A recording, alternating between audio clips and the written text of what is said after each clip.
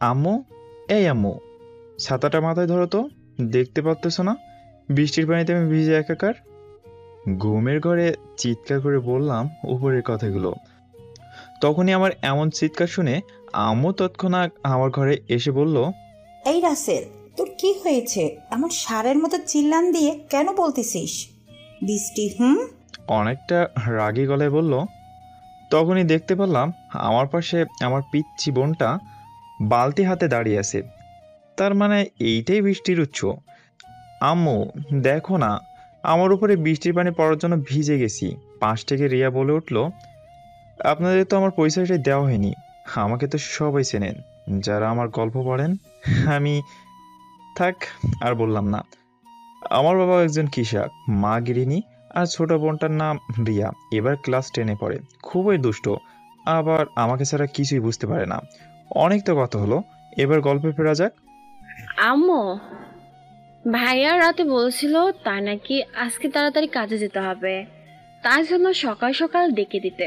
কিন্তু আমি অনেক সময় ডাকার পরও ভাইয়া উঠতেছিল না, দেখে এই বৃষ্টির ব্যবস্থা করতে হলো। তোদের দুজনকে নিয়ে আমার হয়েছে যত জ্বালা। এক মুহূর্তের জন্য চুপ থাকতে পারিস না, আবার কেউ কাউকে ছাড়া থাকতেও পারিস না। অনেক হয়েছে, এখন উঠে ফ্রেশ হয়ে খাবার খেয়ে কাজে যা। আচ্ছা আম্মু, ঠিক আছে, তুমি যাও। আমি এখনই উঠে আসতেছি। তারপর উঠে ফ্রেশ হয়ে খাবার খেয়ে চলে আসলাম। আপনারা হয়তো আবার বুঝতে পারতেছেন না আমি কি কাজ করি। তাহলে চলেন কাজের কথাও জেনে আসি। আমি একটা দোকানে কাজ করি। দেখছেন, আপনাদের সাথে কথা বলতে বলতে মালিকের ডাক পড়লো। মালিক বলল, রাসেল, তাড়াতাড়ি এই লিস্টের সব মালামাল বুঝিয়ে দে তো। আর দেখিস কোনো ভুল যেন না হয়। আমি রহিম চাচার কথা অনুযায়ী লিস্ট থেকে মালামাল সব বুঝিয়ে দিলাম। এইভাবে কাজ করলাম সারাদিন। তারপর আরেকটা কাজে চলে আসলাম, মানে আমি যাকে পছন্দ করি তাকে দেখতে। বুঝলেন না তো? চলেন, সব বুঝতে পারবেন। আমি একটা মেয়েকে সেই কবে থেকে একা একা ভালোবাসি, কিন্তু সে আমাকে ভালোবাসে না। কেন বাসে না সেটা এখনো অজানা। বলতে বলতে হঠাৎ দেখতে পারলাম আমার ক্লাস প্রাইভেট থেকে বান্ধবীর সাথে হেঁটে হেঁটে আসতেছে আমার সামনে দিয়ে।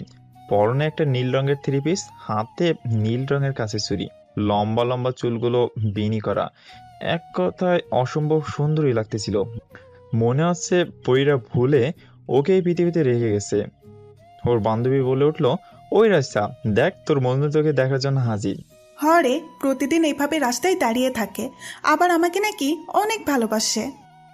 রে, মনে হয় রাসেল ভাইয়া সত্যি তোকে অনেক ভালোবাসে।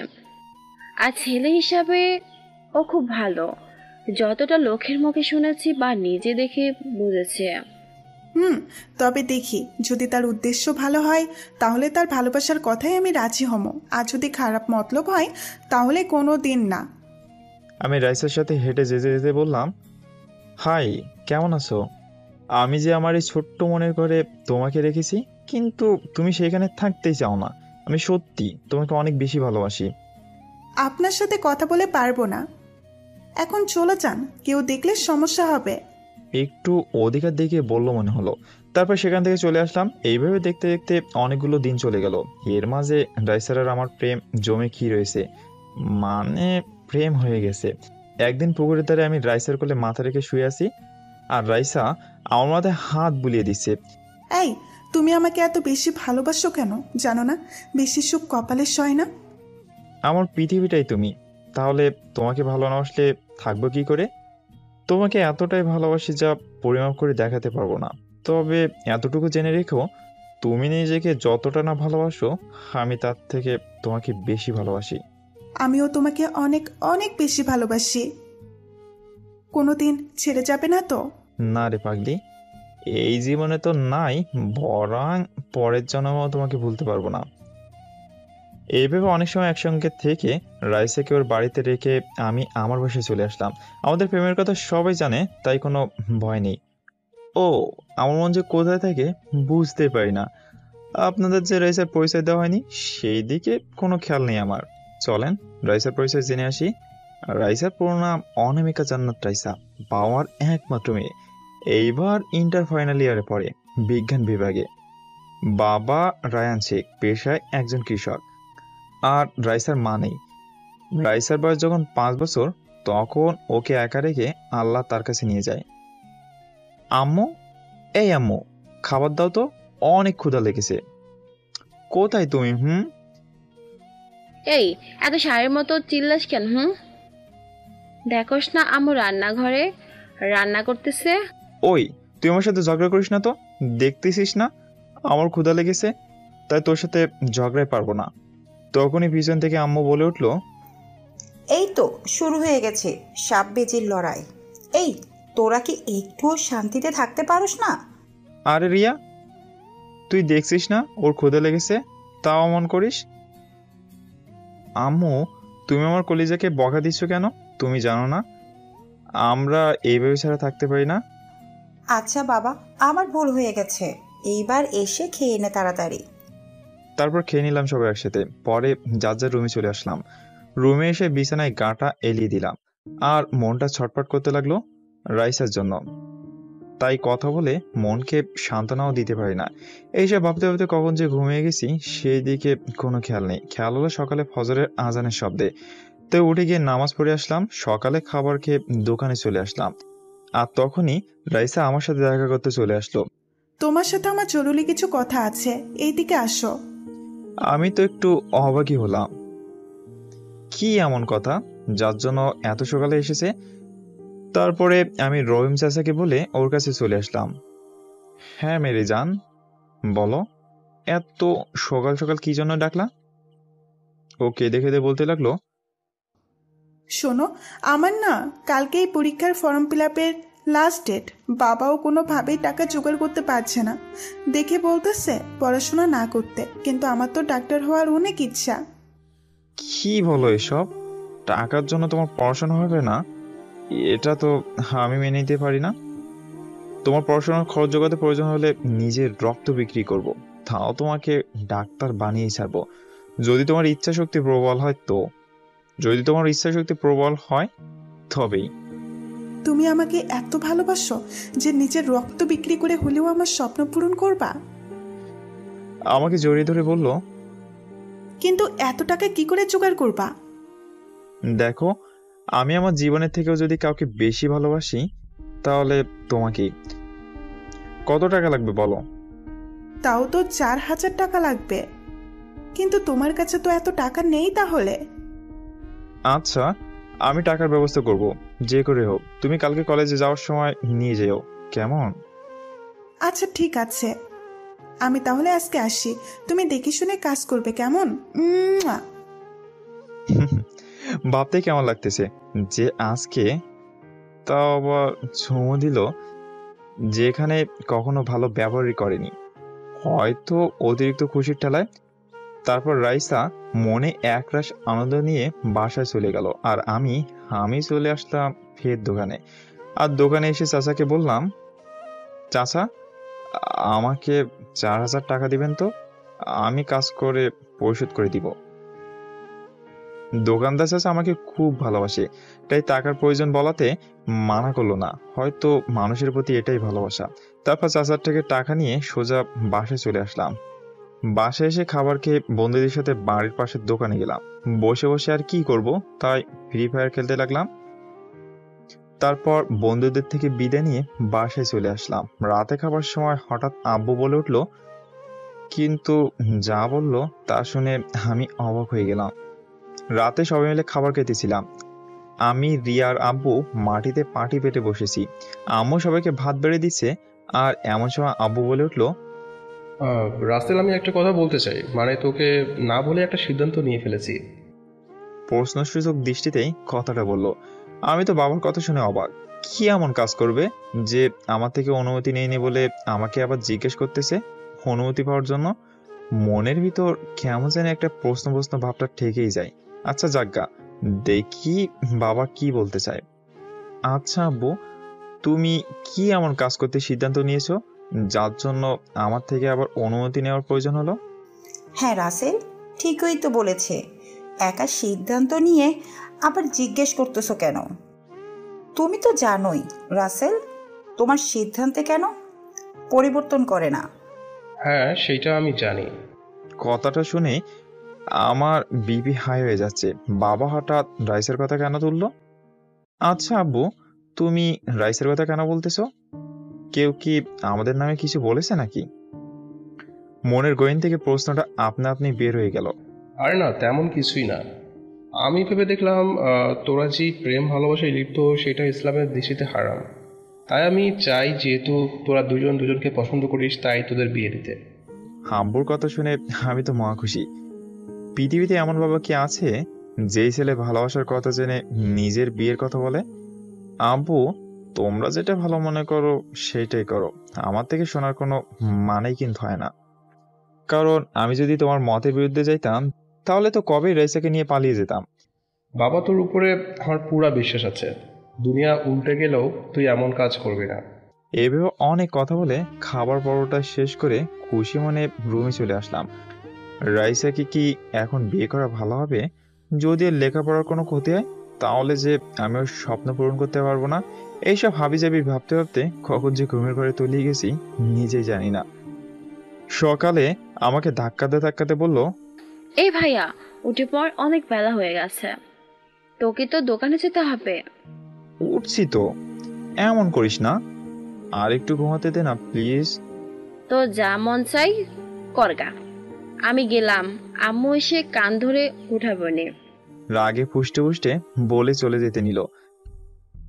এই, না না, তুই আমার লক্ষ্মী বোন, আম্মুকে বলিস না, তাহলে আমার খবর করে ছাড়বে। আসলে আমি আম্মুকে একটু বেশি ভয় পাই, কিন্তু আম্মু কিন্তু অনেক ভালো। আচ্ছা ঠিক আছে, ভেতরে যা, তাড়াতাড়ি ফ্রেশ হয়ে খেতে আস। হাসতে হাসতে চলে গেল।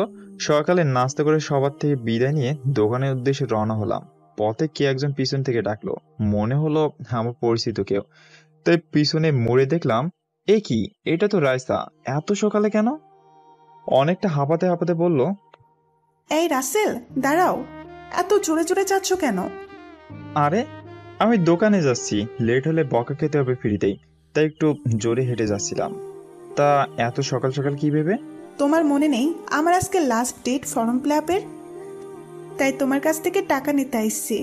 যাক, এইবার একটু মজা করা যাক। তুমি তো টাকার কথা আমাকে ঠিকই বলেছিলে, কিন্তু কিন্তু আমি অনেক চেষ্টা করেও টাকা জোগাড় করতে পারিনি। কিন্তু এই কথা বলার পর রাইসা যেসব কথা আমাকে শোনালো তা শুনে মনটা একটু হলেও খারাপ হয়ে গেল।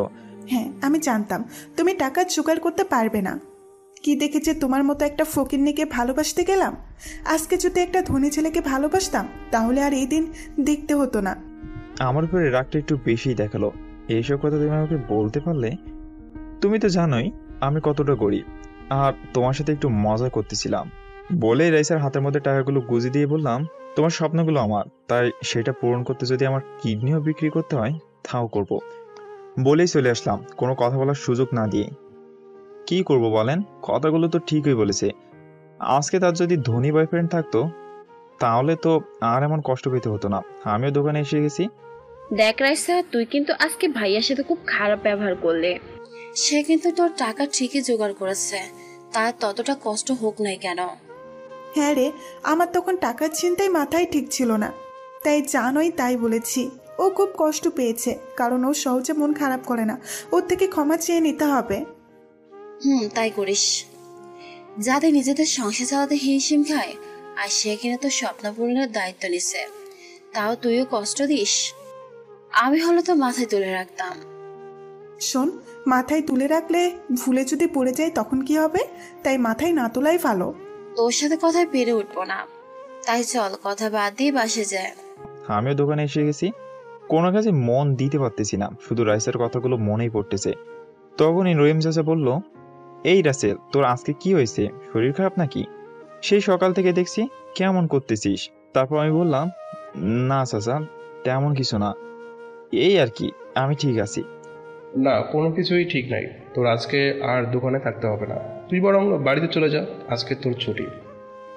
আসলে আমাকে খুব বেশিই ভালোবাসে।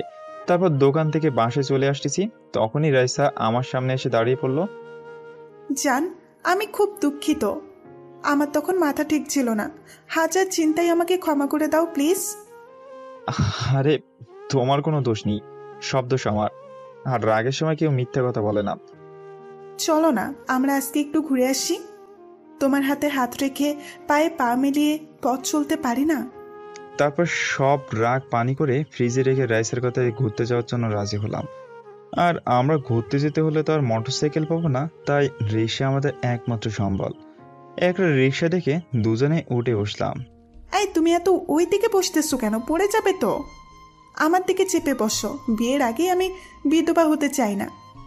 যাক, আল্লাহ তালার কাছে হাজার শুকরিয়া যে আমার কথা কেউ এত ভাবে। এই প্রথম কোনো মেয়ের সাথে এক রিক্সায় ঘুরতে বেরোলাম, ভালোই লাগছে, আবার কেমন কেমন ফিল করতেছি। যাই হোক, অবশেষে আমরা একটা পার্কে চলে আসলাম। আমি আর রাইসা একটা গাছের নিচে বসে আছি। আমি রাইসাকে বাদাম ছিলে দিতেছি আর রাইসা আমাকে দিতেছে। আহ, কি প্রেম, জমে একেবারে ক্ষীর। হঠাৎ আব্বুর বলা কথাগুলো মনে পড়ে গেল, তাই রাইসাকে বললাম, আচ্ছা রাইসা, আমি একটা কথা বলতে চাই, তুমি কি শুনবে? হ্যাঁ হ্যাঁ, বলো কি বলতে চাও। আমি তোমার কথা মতোই চলে আসলাম তোমার কাছে। আমার বাবা ঠিক করেছে তোমার সাথে আমার বিয়ে দিয়ে দিবে। তিনি চান না আমরা এই হারামভাবে প্রেম লীলায় লিপ্ত হয়ে থাকি। কথাটা শোনার পরে রাইসার মুখটা কেমন যেন ফ্যাকাশে হয়ে গেল। কি বলো এসব? তোমার মাথা ঠিক আছে তো, নাকি নেশা করে এসেছো? আমি এখন কোনো বিয়ে করলে আমার পড়ালেখার কি হবে? আর আমার ছোট থেকে দেখে যাওয়া স্বপ্নটাও ভেঙে চুরমার হয়ে যাবে।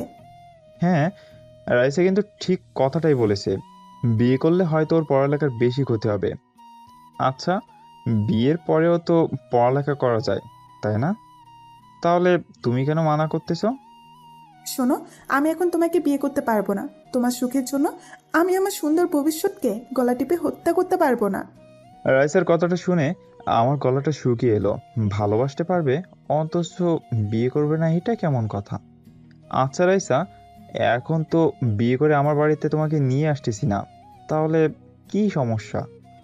শোনো, এখন যদি শুধু কাবিন করে রাখো তাহলে আমি রাজি আছি, আর যদি বিয়ের কাজ পুরোপুরি কমপ্লিট করতে চাও তাহলে এই বিয়ে করতে পারবো না। এটাই আমার শেষ কথা।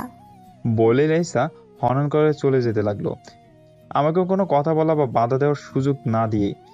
আমার মনে শুধু একটাই প্রশ্ন, রাইসা কেন এমন করতেছে? আমাকে ভুলে যাবে না তো? এইসব ভাবতে ভাবতে রাস্তা দিয়ে আসতেছি, তখন পিছন থেকে আমার নাম ধরে ডাক শুনতে পেলাম। পিছনে তাকিয়ে দেখলাম আমার বন্ধু হালিম। কিরে মামা, এত চিন্তা করতেছিস কেন? রাস্তায় যদি অ্যাক্সিডেন্ট করিস তাহলে? আর বলিস না, একটা চিন্তা আছি, বুঝতে পারতেছি না কি করলে ভালো হবে। সব খুলে বলতো, কি হয়েছে তোর যার জন্য এতটা চিন্তা করতেছিস? তুই তো জানিস আমি রাইসাকে আমার জীবনের থেকেও বেশি ভালোবাসি। হ্যাঁ, এই কথাটা শুধু আমি কেন, এই গ্রামের প্রায় সব মানুষেরাই জানে। আর রাইসাও তো তোকে অনেক ভালোবাসে। তুই পরিবারের সবাই রাজিও আছে, তাহলে সমস্যা কোনখানে? আরে সেইটাই তো চিন্তা। বাবা বলেছে আমাদের বিয়ে দিয়ে দিবে, কিন্তু রাইসা এখন বিয়ে করবে না, বড় জোর শুধু বিয়ের কাবিনটাই করে রাখবে। আরে গাধা, এতে এত চিন্তা করতে হবে নাকি? তার পড়ালেখার ক্ষতি হবে ভেবে এই কথা বলেছে। তুই ওর স্বপ্নকে বাঁচিয়ে রাখতে শুধু কাবিন করেই রাখ। তখন তো রাইসা আমাদের ভাবি হয়েই গেল, আর হারিয়ে তো আর যাচ্ছে না। তারপর দুই বন্ধু অনেক সময় এইভাবে কথা বলে যার যার বাসায় চলে গেলাম। গোসল করে খাবার খেয়ে বিকালের দিকে বাড়ির পাশে দোকানের সামনে এসে বসলাম। উদ্দেশ্য বন্ধুরা মিলে গেম খেলবো, মানে ফ্রি ফায়ার। প্রায় প্রতিদিনই খেলি। প্রায় অনেক সময় খেলে সব বন্ধুরা মিলে যমুনা নদীর পাড়ে ঘুরে সন্ধ্যায় বাড়ি ফিরে আসলাম। এই পিচ্ছি, এখন টিভি দেখার সময় নাকি? দেখতে পাচ্ছিস না? আর কিছু সময় পরে মাগরিবের আজান হবে। মাথায় কাপড় দে।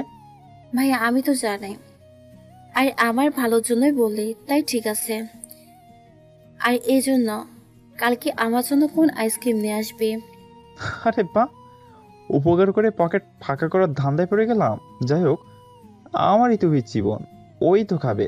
তারপর খুনসুটি ভালোই করলাম। তারপর রাতের খাবার খেতে বসে আজকে রাইসের সাথে বলা কথাগুলো বললাম। আপনারা তো জানেন, তাই নতুন করে আর বললাম না। এটা কেমন কথা? বিয়ে করেও তো পড়ালেখা করতে পারবে, যেহেতু সে পড়তে চায়। আর গরিব ঘরের বউ হয়ে আসবে, এত পড়ে কি হবে? আপু, আজকের যুগে কি পড়ালেখা না করে কোনো উপায় আছে নাকি? হোক না সে মেয়ে। বা ছেলে, ধনী অথবা গরিব, মনে রেখো শিক্ষাই জাতির মেরুদণ্ড। রাসেল তো ঠিকই বলেছে। আমরা রিয়াকে পড়াইতেছি, তাহলে রাইসা কেন পড়বে না? ভাগ্য খারাপ, তাই ব্রেন থাকা সত্ত্বেও টাকার অভাবে আমার ছেলেকে পড়াতে পারি নাই। আম্মু, তুমি রান্না করবে না কিন্তু, বলে দিলাম। সব আমাদের কপালেই ছিল। আর সব থেকে ভালো কথা, আল্লাহ যা করে সবার ভালোর জন্যই করে।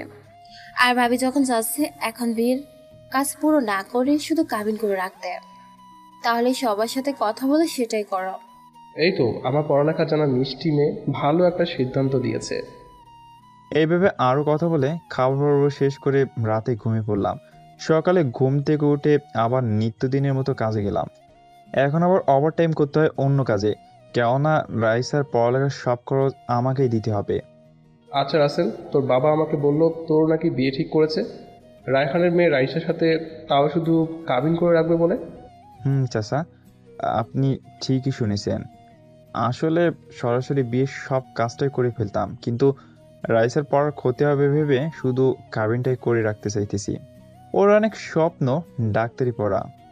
শোন, ও পরে সেটা ভালো কথা, কিন্তু বিয়ের পরেও তো পড়াশোনা করতে পারবে। দেখিস পরে যেন তোকে ফাঁকি না দেয়। কি যে বলো না চাচা, রাইসা আমাকে অনেক ভালোবাসে, আমাকে ছাড়া থাকতেই পারবে না। শোন রাসেল, ভালোবাসা এমন একটা জিনিস যা দেখা যায় না, পরিমাণ কতটুকু কিন্তু ঠিকই অনুভব করা যায়। আর সব মেয়ে এক না, কিছু কিছু মেয়ে আছে যারা টাকার কাছে ভালোবাসা কিছুই মনে করে না। দোয়া করি তোদের ভালোবাসায় যেন এমনটা না ঘটে।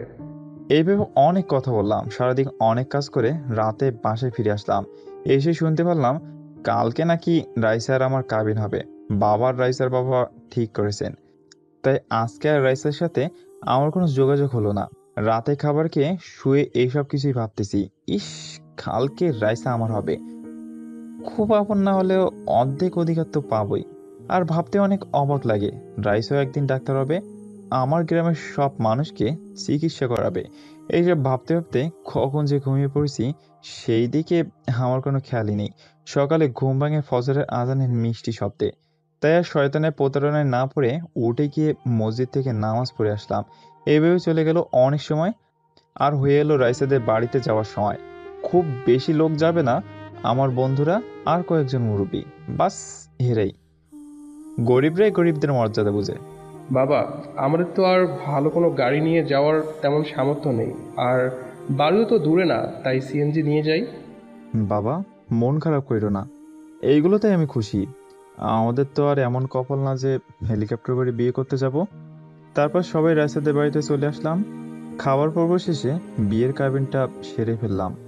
তারপর সবাই রাইসাকে দেখতে গেল। আজ রাইসাকে বিয়ের সাজে একটু বেশি সুন্দর লাগতেছে। এমনিতেই ডানাকাটা পরি, তার উপর আবার লাল টুকটুকে বেনারসি শাড়ি পরেছে। আচ্ছা, আপনারা জানলে আমাকে একটু বললেন তো, যে মেয়েরা বিয়ের দিন এত পোশাক থাকতে শুধু লাল বেনারসি শাড়ি পরে কেন? তারপর সবাই যার যার মতো রুমে চলে গেল, শুধু আমি থাকলাম কিছু সময়ের জন্য। কারণ কালেমা পড়ে তো আর বিয়ে হয়নি যে থাকবো। রাইসা আমার এতটুকু সামর্থ্য হয়েছে তোমাকে দেওয়ার জন্য, যদি তুমি গ্রহণ করতে। একটা বাটন মোবাইল হাতে দিয়ে তাকে এই কথাগুলো বললাম। এই মোবাইল তুমি আমার জন্য এনেছো? আর কিছু বললো না, মনে হয় মোবাইলটা পেয়ে খুশি হয়নি। আর খুশি হবেই বা কি করে, এই যুগে সবাই টাচ স্ক্রিন মোবাইল ব্যবহার করে, আর আমি কিনা তাকে একটা বাটন ফোন দিলাম। আচ্ছা রাইসা, এখন যাও, তোমার ড্রেস পরিবর্তন করে আসো। আমি জানি তোমার অনেক খারাপ লাগতেছে, আর ড্রেসটাও অনেক ভারী, সাথে কিছু জুয়েলারি। আচ্ছা, যাচ্ছি। মনটা ভার করে বলল। মনে হলো তার মানে অনেক কষ্ট লুকিয়ে আছে। আমি ভাবলাম বিয়ের দিন একটু মন খারাপ করবেই, তাই না?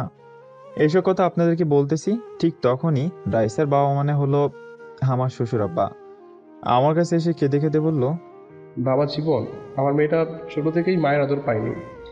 আমি অনেক যত্নে ওকে বড় করেছি, কখনো কষ্ট পেতে দেইনি। নিজে না খেয়ে থেকেছি, তবুও মেয়েকে না খাইয়ে রাখিনি। দয়া করে আমার মা মরা মেয়েটাকে কোনোদিন কষ্ট দিও না। আসলে বাবার মা নামক মানুষগুলো এমনই হয়, নিজে হাজার কষ্ট সহ্য করবে কিন্তু সন্তানের কষ্ট সহ্য করবে না। বাবা, এইভাবে বললেন না, আমি কথা দিলাম কোনোদিনও রাইসাকে কষ্ট পেতে দিব না বলে আমাকে বুকে জড়িয়ে নিল। এভাবে অনেক কথা বললাম। পরে সবার থেকে বিদায় নিয়ে বাড়িতে আসার জন্য রওনা দিলাম। রাস্তা দিয়ে হেঁটে হেঁটে আসতেছি, ঠিক তখনই দেখতে পারলাম একটা প্রাইভেট কার অ্যাক্সিডেন্ট করলো। দেখে মনে হচ্ছে দুর্ঘটনাটা বেশ বড়, তাই এগিয়ে গেলাম আর তাড়াতাড়ি করে লোকটাকে বাইরে বের করে আনলাম। বাইরে বের করে তার মুখের দিকে তাকিয়েছি, আর যা দেখতে পেলাম তাতে আমি অবাক। কেননা লোকটা ছিল এদেশের নামকরা একজন বিজনেসম্যান।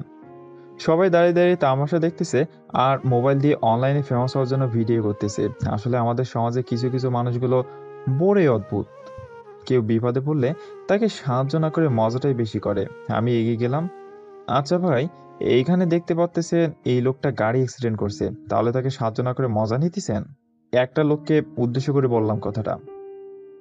তারপর লোকটা বলল, দেখুন ভাই, আমি এই লোকটাকে সাহায্য করি আর পুলিশ এসে নানা রকমের কথা জিজ্ঞাসা করুক, এটা আমি চাই না। বলেই লোকটা চলে গেল। আমি আর কিছু না বলে গাড়ি থেকে লোকটিকে বের করে তার নিঃশ্বাস চেক করে দেখলাম এখনো বেঁচে আছে। তাই আমি তাড়াতাড়ি করে একটা গাড়ি ডেকে লোকটিকে হাসপাতালে নেওয়ার জন্য যখনই তার দিকে ফিরে তাকাই তখনই আমি অবাক। কেননা এই লোকটি ছিলেন একজন নামকরা ডাক্তার, সাথে বিজনেসম্যান। নাম হচ্ছে শফিকুল ইসলাম। আমি এটা ভেবে পাচ্ছি না, এত বড় লোক মানুষ তাও নিজে গাড়ি কেন চালাইতেছে। যাক, এইসব পরেও ভাবা যাবে। তাই আমি দ্রুত তাকে সিরাজগঞ্জের একটা হাসপাতালে নিয়ে আসলাম। ডাক্তার, এই ডাক্তার, কোথায় আছেন? এইদিকে আসেন। এই লোকটার অবস্থা খুবই খারাপ। আমার চিল্লাচিল্লিতে ডাক্তার সহ কিছু সেবিকা আসলো। ডাক্তার বলতে লাগলো, এই এত জোরে জোরে ডাকতেছেন কেন? যাও না, এটা হাসপাতাল। আমি বললাম, দেখুন ডাক্তার, এইসব দেখার আগে আপনার উচিত এই লোকটাকে সঠিক চিকিৎসা দেওয়া। এর অবস্থা খুবই খারাপ। ওইখানে থাকা সবাই আমার কথা ঠিক মনে করে আর কিছু বললো না, বরং ডাক্তারকে বলল চিকিৎসা করাতে। তারপর অপারেশন রুমে নিয়ে যাওয়া হয় রোগীকে, মানে শফিকুল ইসলামকে। এখন আমি আর পরিবারের লোকদের কি করে খবর দিব? তখনই মনে পড়লো রাস্তায় তার একটা কার্ড পড়েছিল, তাতে একটা নাম্বার লেখা আছে। আমি দেরি না করে সেই নাম্বারে ফোন দিলাম। কল হচ্ছে কিন্তু ফোন ধরতেছে না। একবার দেওয়ার পরে কেটে গেল, দ্বিতীয়বার দিতেই কল রিসিভ করলো। হ্যালো, আসসালামু আলাইকুম। কে বলছেন? কণ্ঠ শুনে বুঝতে পারলাম একটা মেয়ে। ওয়ালাইকুম আসসালাম, আমি সিরাজগঞ্জ থেকে বলতেছিলাম। এই নাম্বারটা একটা লোকের কাছে পেয়েছি, আর লোকটার নাম শফিকুল ইসলাম। আপনি কি তাকে চিনেন? হ্যাঁ, সে তো আমার বাবা, আর আমি তার একমাত্র মেয়ে ঐশী। বাবা আজকে সিরাজগঞ্জ গেছে একটা জরুরি কাজে। আসলে কি করে যে বলি, আপনার বাবা গাড়ি অ্যাক্সিডেন্ট করেছে, আমি সিরাজগঞ্জের এই হাসপাতালে নিয়ে এসেছি। আপনারা আসেন। কিছু কি হয়েছে নাকি? আপনি একটু বাবার পাশে থাকেন, আমরা আসতেছি। আর আপনার নাম্বারে কিছু টাকা দিতেছি, যদি ওষুধ কিনতে হয় কিনে আনবেন। আপুর কথাটা শুনে একটু কষ্ট পেলাম, তাই বললাম, আপু গরিব হতে পারি, তবে ছোট লোক না। দেখুন, আমি এটা ভেবে বলিনি, যদি আপনার কাছে টাকা না থাকে তাই বলেছি, সরি। আচ্ছা ঠিক আছে, আপনারা তাড়াতাড়ি চলে আসেন, বলে ফোনটা কেটে দিলাম। তখনই পিছন থেকে ডাক এলো, রোগীর নাকি এবি পজিটিভ রক্ত দিতে হবে 2 ব্যাগ। ডাক্তার সাহেব, আমার রক্তের গ্রুপও এইটাই, আপনি আমার থেকে রক্ত নিন। তারপর আমি রক্ত দিলাম, আর ওষুধ আনতে বলেছিল, সব ওষুধ এনে দিয়ে বসে আছি। এইভাবে চলে গেল অনেকটা সময়। রোগীর অবস্থা এখন ভালো, কোনো সমস্যা নেই। ডাক্তার তাকে তো ভালো করেই চেনে, তাই চিকিৎসাটা ভালো করেছে। বুঝতেই তো পারছেন, যার টাকার লোক মানে পাওয়ার আছে, তার এই পৃথিবীতে সব কিছু আছে। আমি এখনো তার সাথে দেখা করিনি, কারণ ডাক্তার বলেছে রোগীর সাথে দেখা করা যাবে না। এইসব আপনাদের বলতেছি, ঠিক তখনই আমার পকেটে থাকা মোবাইলটা টুংটাং করে বেজে উঠলো। তাই মোবাইলটা বের করে দেখি ঐশী আপু। হ্যালো। আমরা আপনার দেওয়া ঠিকানায় হাসপাতালে চলে এসেছি, আপনি একটু গেটে আসেন তো। বলেই ফোনটা কেটে দিল। বড়লোক মানুষ বোঝেনি তো, বেশি কথা বলা একদমই পছন্দ করে না, তাই মুখের উপরে ঠাস করে ফোনটা কেটে দিল। কি আর করা, আমিও ভদ্র ছেলের মতো সেইখানে চলে আসলাম। কিন্তু আমি বাইরে এসে সামনে তাকিয়ে তো অবাক, কেননা 5টা গাড়ি বাইরে দাঁড়িয়ে আছে, এরা আবার কারা? তাই আমি ফোন দিলাম, আর ফোন ওই গাড়িতে আসা একটা মেয়ে রিসিভ করতে গিয়ে আমাকে দেখে, আর দেখে রিসিভ করলো না। আপনি তাহলে মিস্টার রাসেল, তাই না? আমি রাসেল। আসেন ভিতরে যাওয়া যাক। আমরা যখন ভিতরে যেতে নিলাম, তখনই এক গাড়ি পুলিশ এসে ঐশী আপুকে সালাম দিল। আর তখনই বুঝতে পারলাম ঐশী আপু একজন ডিসি। তাই তো বলি এতগুলো বডিগার্ড কেন। তারপর আমি তাদের হাসপাতালে যেই রুমে আঙ্কেল আছে সেই রুমের সামনে নিয়ে আসলাম। ডাক্তাররাও সবাই এসে হাজির। আর আমি কত ডাক দেওয়ার পরে এসেছিল, একেই বলে পাওয়ার। ডাক্তার, আমার বাবা এখন কি অবস্থায় আছে? দেখুন মিস ঐশী, এখন আপনার বাবা পুরোপুরি ঠিক আছে। 1 সপ্তাহ এখানে থাকলেই বাসায় নিয়ে যেতে পারবেন। তবে হ্যাঁ, এই ছেলেটা যদি সঠিক সময়ে আপনার বাবাকে হাসপাতালে নিয়ে না আসতো তাহলে আপনার বাবা মানে শফিকুল স্যারকে আর বাঁচানো সম্ভব হতো না। ভাই, তোমাকে অনেক অনেক ধন্যবাদ। হয়তো তুমি যা করেছো এমন কেউ করতো না। ধন্যবাদ দিয়ে ছোট করতে চাই না। আরে আপু, আমাকে যখন ভাই বললেন তাহলে এইসব কেন বলতেছেন? একটা ছেলে কি তার চোখের সামনে বাবাকে মরতে দিতে পারে? তখনই পাশ থেকে একটা মহিলা এসে আমাকে জড়িয়ে ধরে বলল, বাবা, তোমাকে যে কি বলে ধন্যবাদ দিব তার ভাষা আমার কাছে নেই। দয়া করে অনেক বড় হও।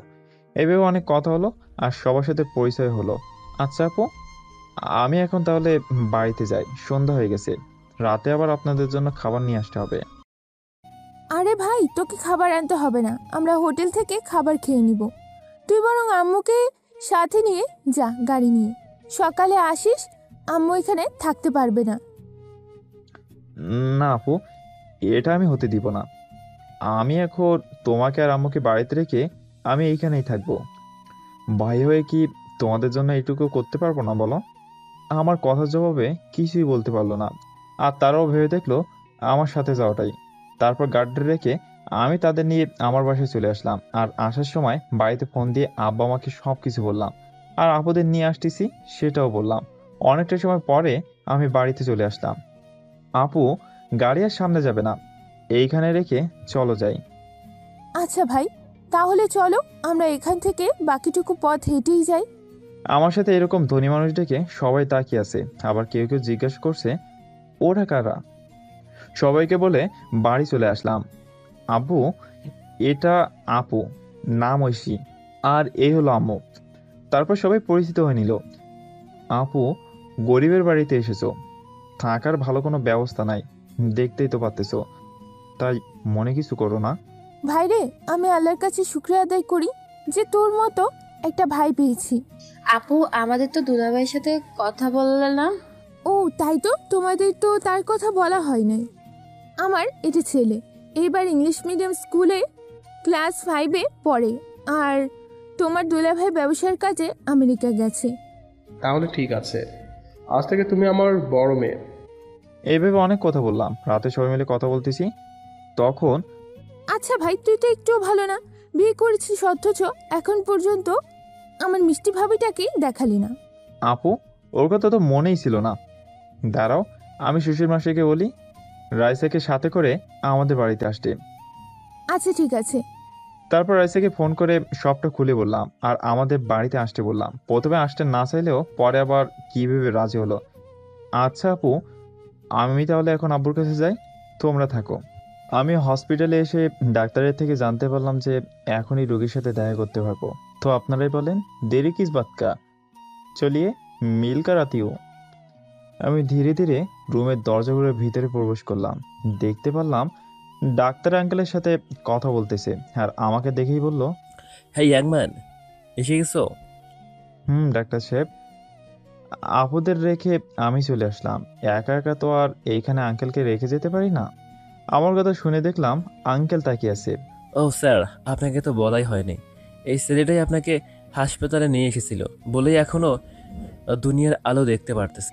বাবা, তোমাকে অনেক অনেক ধন্যবাদ। তোমার নাম কি বাবা, আর কি করো? এইভাবে ধন্যবাদ দিয়ে ছোট করবে না, আমি শুধু দায়িত্ব পালন করেছি। আপনি না হয়ে অন্য কেউ হলেও আমি এটাই করতাম। আমার নাম রাসেল, আমি একটা মুদি দোকানে কাজ করি। ও আচ্ছা, ভালো। তা আমার বাড়িতে কি খবর দিতে পেরেছিলে? তারপর তাকে সবটা খুলে বললাম। এইভাবে দেখতে দেখতে রাত পেরিয়ে সকাল হলো। আমার বাড়ির সবাই আপুদের সাথে হসপিটালে চলে আসলো, সাথে কিন্তু রাইসাও এসেছে। বাবা, এখন কেমন আছো? আর খুব কষ্ট হচ্ছে তাই না? মা রে, এইভাবে কান্না করিস না, দেখ আমার কিছুই হয়নি, আমি একদম ঠিক আছি। তারপর সবার সাথে পরিচয় হয়ে নিল আর আপু বলে দিল আমি তার ভাই। আর আঙ্কেলও কড়া করে বলে দিলেন তাকে আব্বু বলে ডাকতে। একটু পর রাইসাকে দেখে আব্বুটু জিজ্ঞেস করলো, আচ্ছা সবার সাথে পরিচিত হলাম, কিন্তু এই মেয়েটাকে? তখন সবাই আব্বুর বলা মেয়েটির দিকে তাকে বলতে লাগলো, আরে এটা তো রাইসা। আসলে রাইসা ওয়াশরুমে গেছিল। বাবা, তোমাকে তো বলাই হয়নি, এটা তোমাদের আদরের ছেলের বউ মানে রাসেলের বউ রাইসা। আরে বাহ, আমার বৌমা তো অনেক মিষ্টি। আয় মা, কাছে আয়। আর তখন রাইসা কাছে গিয়ে আব্বুর পা ধরে সালাম করলো। বাবা তখনই তার গলা থেকে একটা সোনার চেন খুলে গলায় পরিয়ে দিল আর বলতে লাগলো, বেঁচে থাক মা, বেঁচে থাক। এইভাবে চলে গেল 1 সপ্তাহ।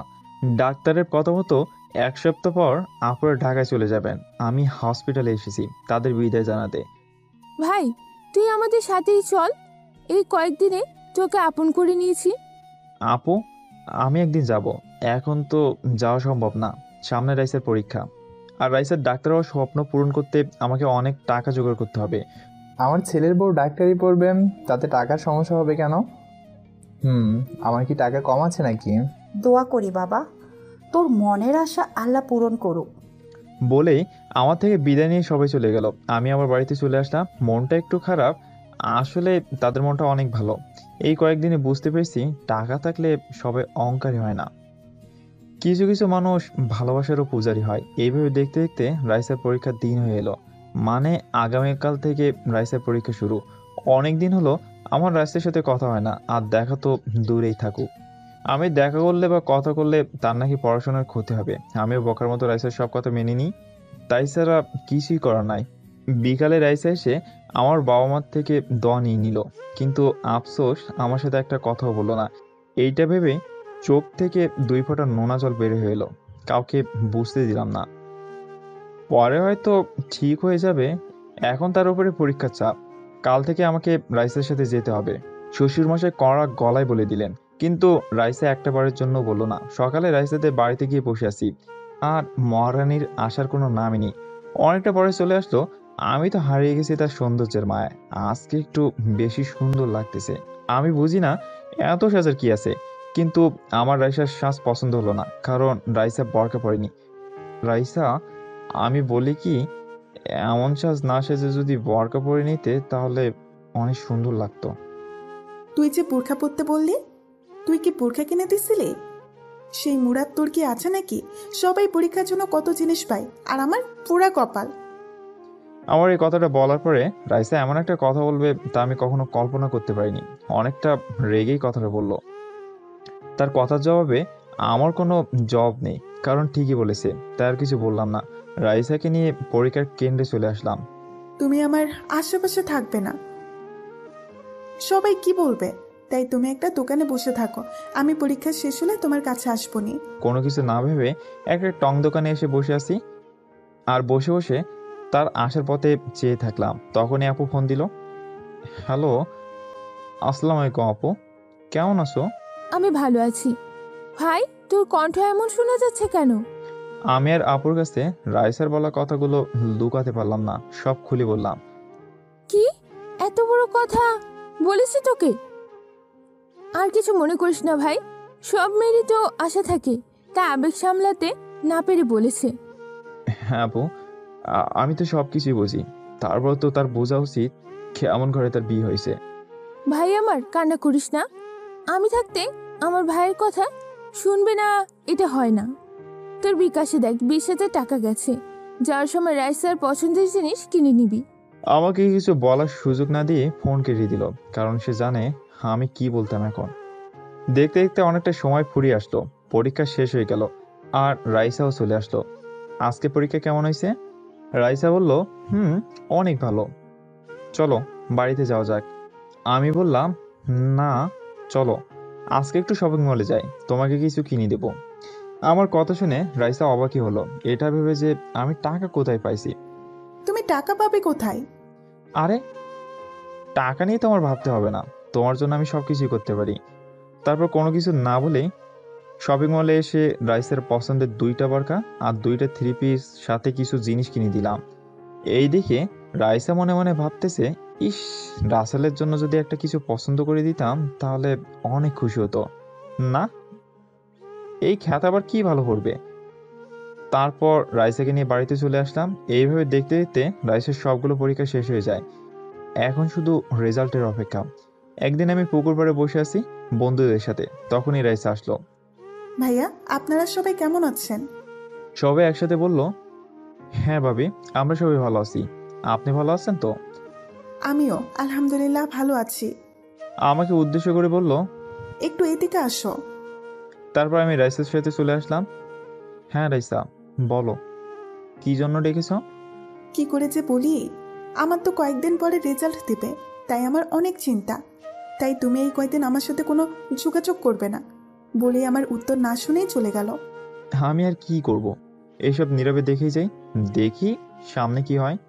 এইদিকে রাইসা, তুই কিন্তু ভাইয়ের সাথে একটু বেশি করতেছিস। এই সম্পর্কে তুই কোনো কথা বলবি না, ভালো লাগে না, চল বাড়িতে। তারপর কেউ কোনো কথা না বলে বাড়িতে চলে আসলাম। এইদিকে দেখতে দেখতে রেজাল্ট দেওয়ার দিন চলে আসলো। আমারও অনেক খারাপ লাগতেছে, না জানি কি হয়। রাইসার নিষেধ থাকা সত্ত্বেও আমি ফোন দিলাম, কারণ এত সময় রেজাল্ট প্রকাশ হয়েছে, তাহলে রাইসা কেন এখনো জানালো না? হ্যালো রাইসা, কেমন আছো? হ্যাঁ, আমি ভালো আছি। কেন ফোন দিছো? রেজাল্ট তো অনেক আগেই প্রকাশ হয়েছে, কিন্তু তুমি তো আমাকে কিছুই বলতেছো না, তাই ফোন দিলাম। আরে সবাইকে জানিয়েছি, আর একে তো জানানোর কথা মনেই নেই। হ্যাঁ, আমি গোল্ডেন A+ পেয়েছি আর কলেজ টপার হয়েছি। রাইসার কথা শুনে অনেক খুশি হলাম। কষ্টও পেলাম এটা ভেবে যে অনেক আগেই রেজাল্ট প্রকাশ হয়েছে, আর রাইসা একটাবারের জন্য আমাকে জানায়নি। তাও খুশির নিচে কষ্টগুলোকে চাপা রেখে রাইসাকে বললাম, চলো না আজকে একটু কোথাও ঘুরে আসি। রাইসাকে ঘুরতে যাওয়ার কথা বলাতে এমন একটা কথা বলে যেটা শুনে আমার অনেকটাই খারাপ লাগে। আজকে গরিব বলে কি একটা প্রেমও করতে পারবো না? প্রেম করা কি অপরাধ নাকি? চলেন এইগুলো না বলে রাইসার কথা শুনে আসি। আমি কোথাও ঘুরতে যাইতে পারবো না, আর গেলেই বা কি, ওই একটা জায়গায় বারবার যাইতে মন চায় না। তোকে ভালোবেসে আমার জীবনটা পুরোই শেষ। আমি রাইসার ওইসব কথায় কর্ণপাত না করে বললাম, আচ্ছা ঠিক আছে, আচ্ছা ঠিক আছে, আজকে না হয় চলো অন্য কোথাও থেকে ঘুরে আসি। না, তোর সাথে আমি কোথাও যাব না বলি ফোনটা মুখের উপরে ঠাস করে কেটে দিল। আমি আর ফোন দিলাম না। এইভাবে অবহেলা নিয়ে কেটে গেল অনেকটা মাস, যার মধ্যে রাইসার মেডিকেল ভর্তি পরীক্ষাও শেষ হয়ে গেছে। এখন আর রাইসা প্রয়োজন ছাড়া আমাকে ফোন দেয় না বা কথাও বলে না। রাস্তায় দেখা হলেও কেমন জানি না দেখার ভান করে চলে যায়, জানি না কেন। কি চাই সে, একমাত্র রাইসা আর আল্লাহ ভালো জানে। একদিন রাস্তা দিয়ে হেঁটে হেঁটে দোকানে যাচ্ছিলাম, তখন দেখলাম রাইসা আসতেছে, তাই ডাক দিলাম, এই রাইসা, কোথায় যাও আর কেমন আছো? আমার ডাক শুনে মুখটা বাংলা 5-এর মতো করে সামনে আসলো। কোথাও না, এমনি একটু হাঁটি। আর ভালো আছি। কেন ডেকেছো? কথা বলতেই চায় না, বোঝা যাচ্ছে ব্যবহার দেখে। আমি কি তোমাকে এতটাই বিরক্ত করি যার জন্য একটু মন খুলে কথাও বলো না? আর আমি বললেও ইগনোর করে চলো? তোর আজাইরা কথা শোনার টাইম নাই আমার, গেলাম আমি। বলেই হনহন করে চলে গেল। আমি ওর পথ পানেই চেয়ে রইলাম, কেমন ছিল আর কেমন আসছে। এইসব কথা ভাবতে ভাবতে চোখ থেকে 2 ফোঁটা নোনা জল গড়িয়ে পড়লো গাল বেয়ে। কি করব বলেন, চোখটা আমার হলে কি হবে? শালা তো অন্যের জন্যই কাঁদে। এভাবে দেখতে দেখতে রাইসার মেডিকেল চান্স হয়ে গেল, তাই সে এখন ঢাকাতে যাবে। কিন্তু আমার মনে কষ্ট ছাড়া কিছুই নেই। আবার অনেক ভয়ও লাগছে, যদি রাইসা আমাকে ভুলে যায় তাহলে কি হবে? এইসব কথা ভাবতেছিলাম, ঠিক তখনই আম্মা এসে বলল, বাবা, রাইসা নাকি কালকেই ঢাকা চলে যাবে। আজকে এসে আমাদের সবাইকে বলে গেল আর দোয়া নিয়ে গেল।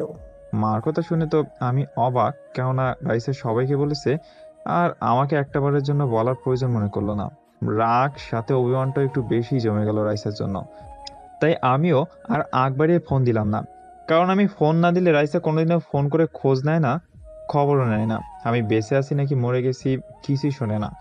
এইদিকে রাইসা ভাবতেছে, কি ব্যাপার, আজকে আমার পাগলটা ফোন দেয় না কেন? আমিও ওর সাথে কথা না বললে ভালো লাগে না।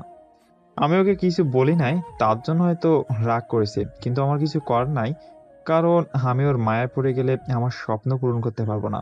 বলে হাতে থাকা ফোনটা রেখে দিয়ে চোখের কোণে জমে থাকা অশ্রু মুছে ফেললো। তখনই রাইসার বাবা আসে আর বলে, মারে, এতটা কষ্ট যদি পাওয়াস তাহলে রাসেলকে কষ্ট কেন দিতেছোস? বাবা, আমি চোখে আপন করে নিতে পারছি না, কারণ ওর মায়ায় নিজেকে জড়িয়ে নিলে আমি স্বপ্ন পূরণ করতে পারবো না। বলেই চোখের জল মুছে নিল, বলেই বাবাকে জড়িয়ে ধরে কান্না করে দিল। তোর করা অবহেলাগুলো আমি দেখতে পারি না। রাসেলের যে খুবই কষ্ট হয়। মারে, এই কথাটা রাসেলকে বুঝিয়ে বললেই হয়তো একটু হলেও কষ্ট কম পেত।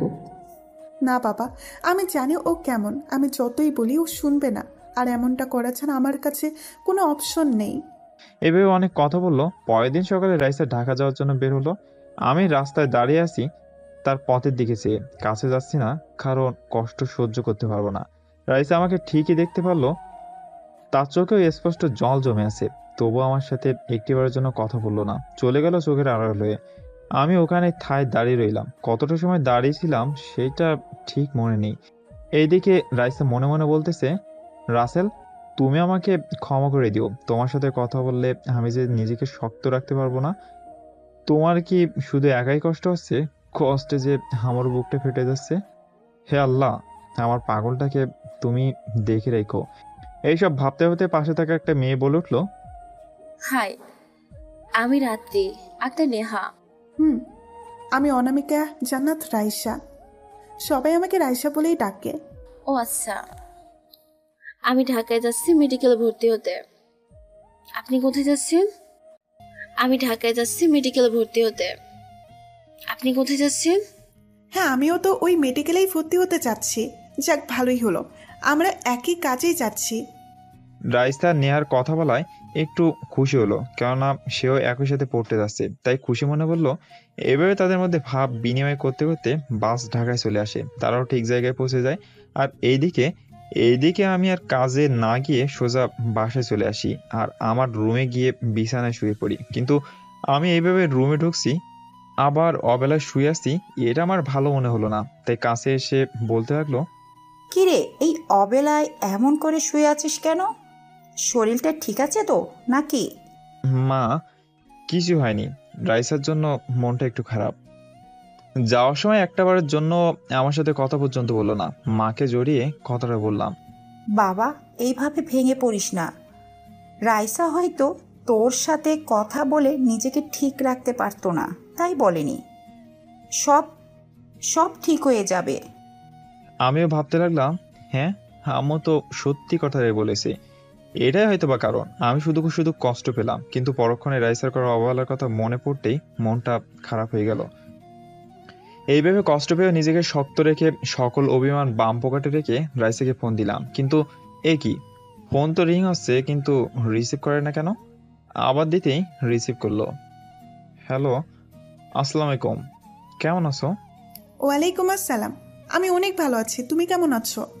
রাইসের বলা কথাটা শুনে মনটা একটু না অনেকটাই খুশি হলো।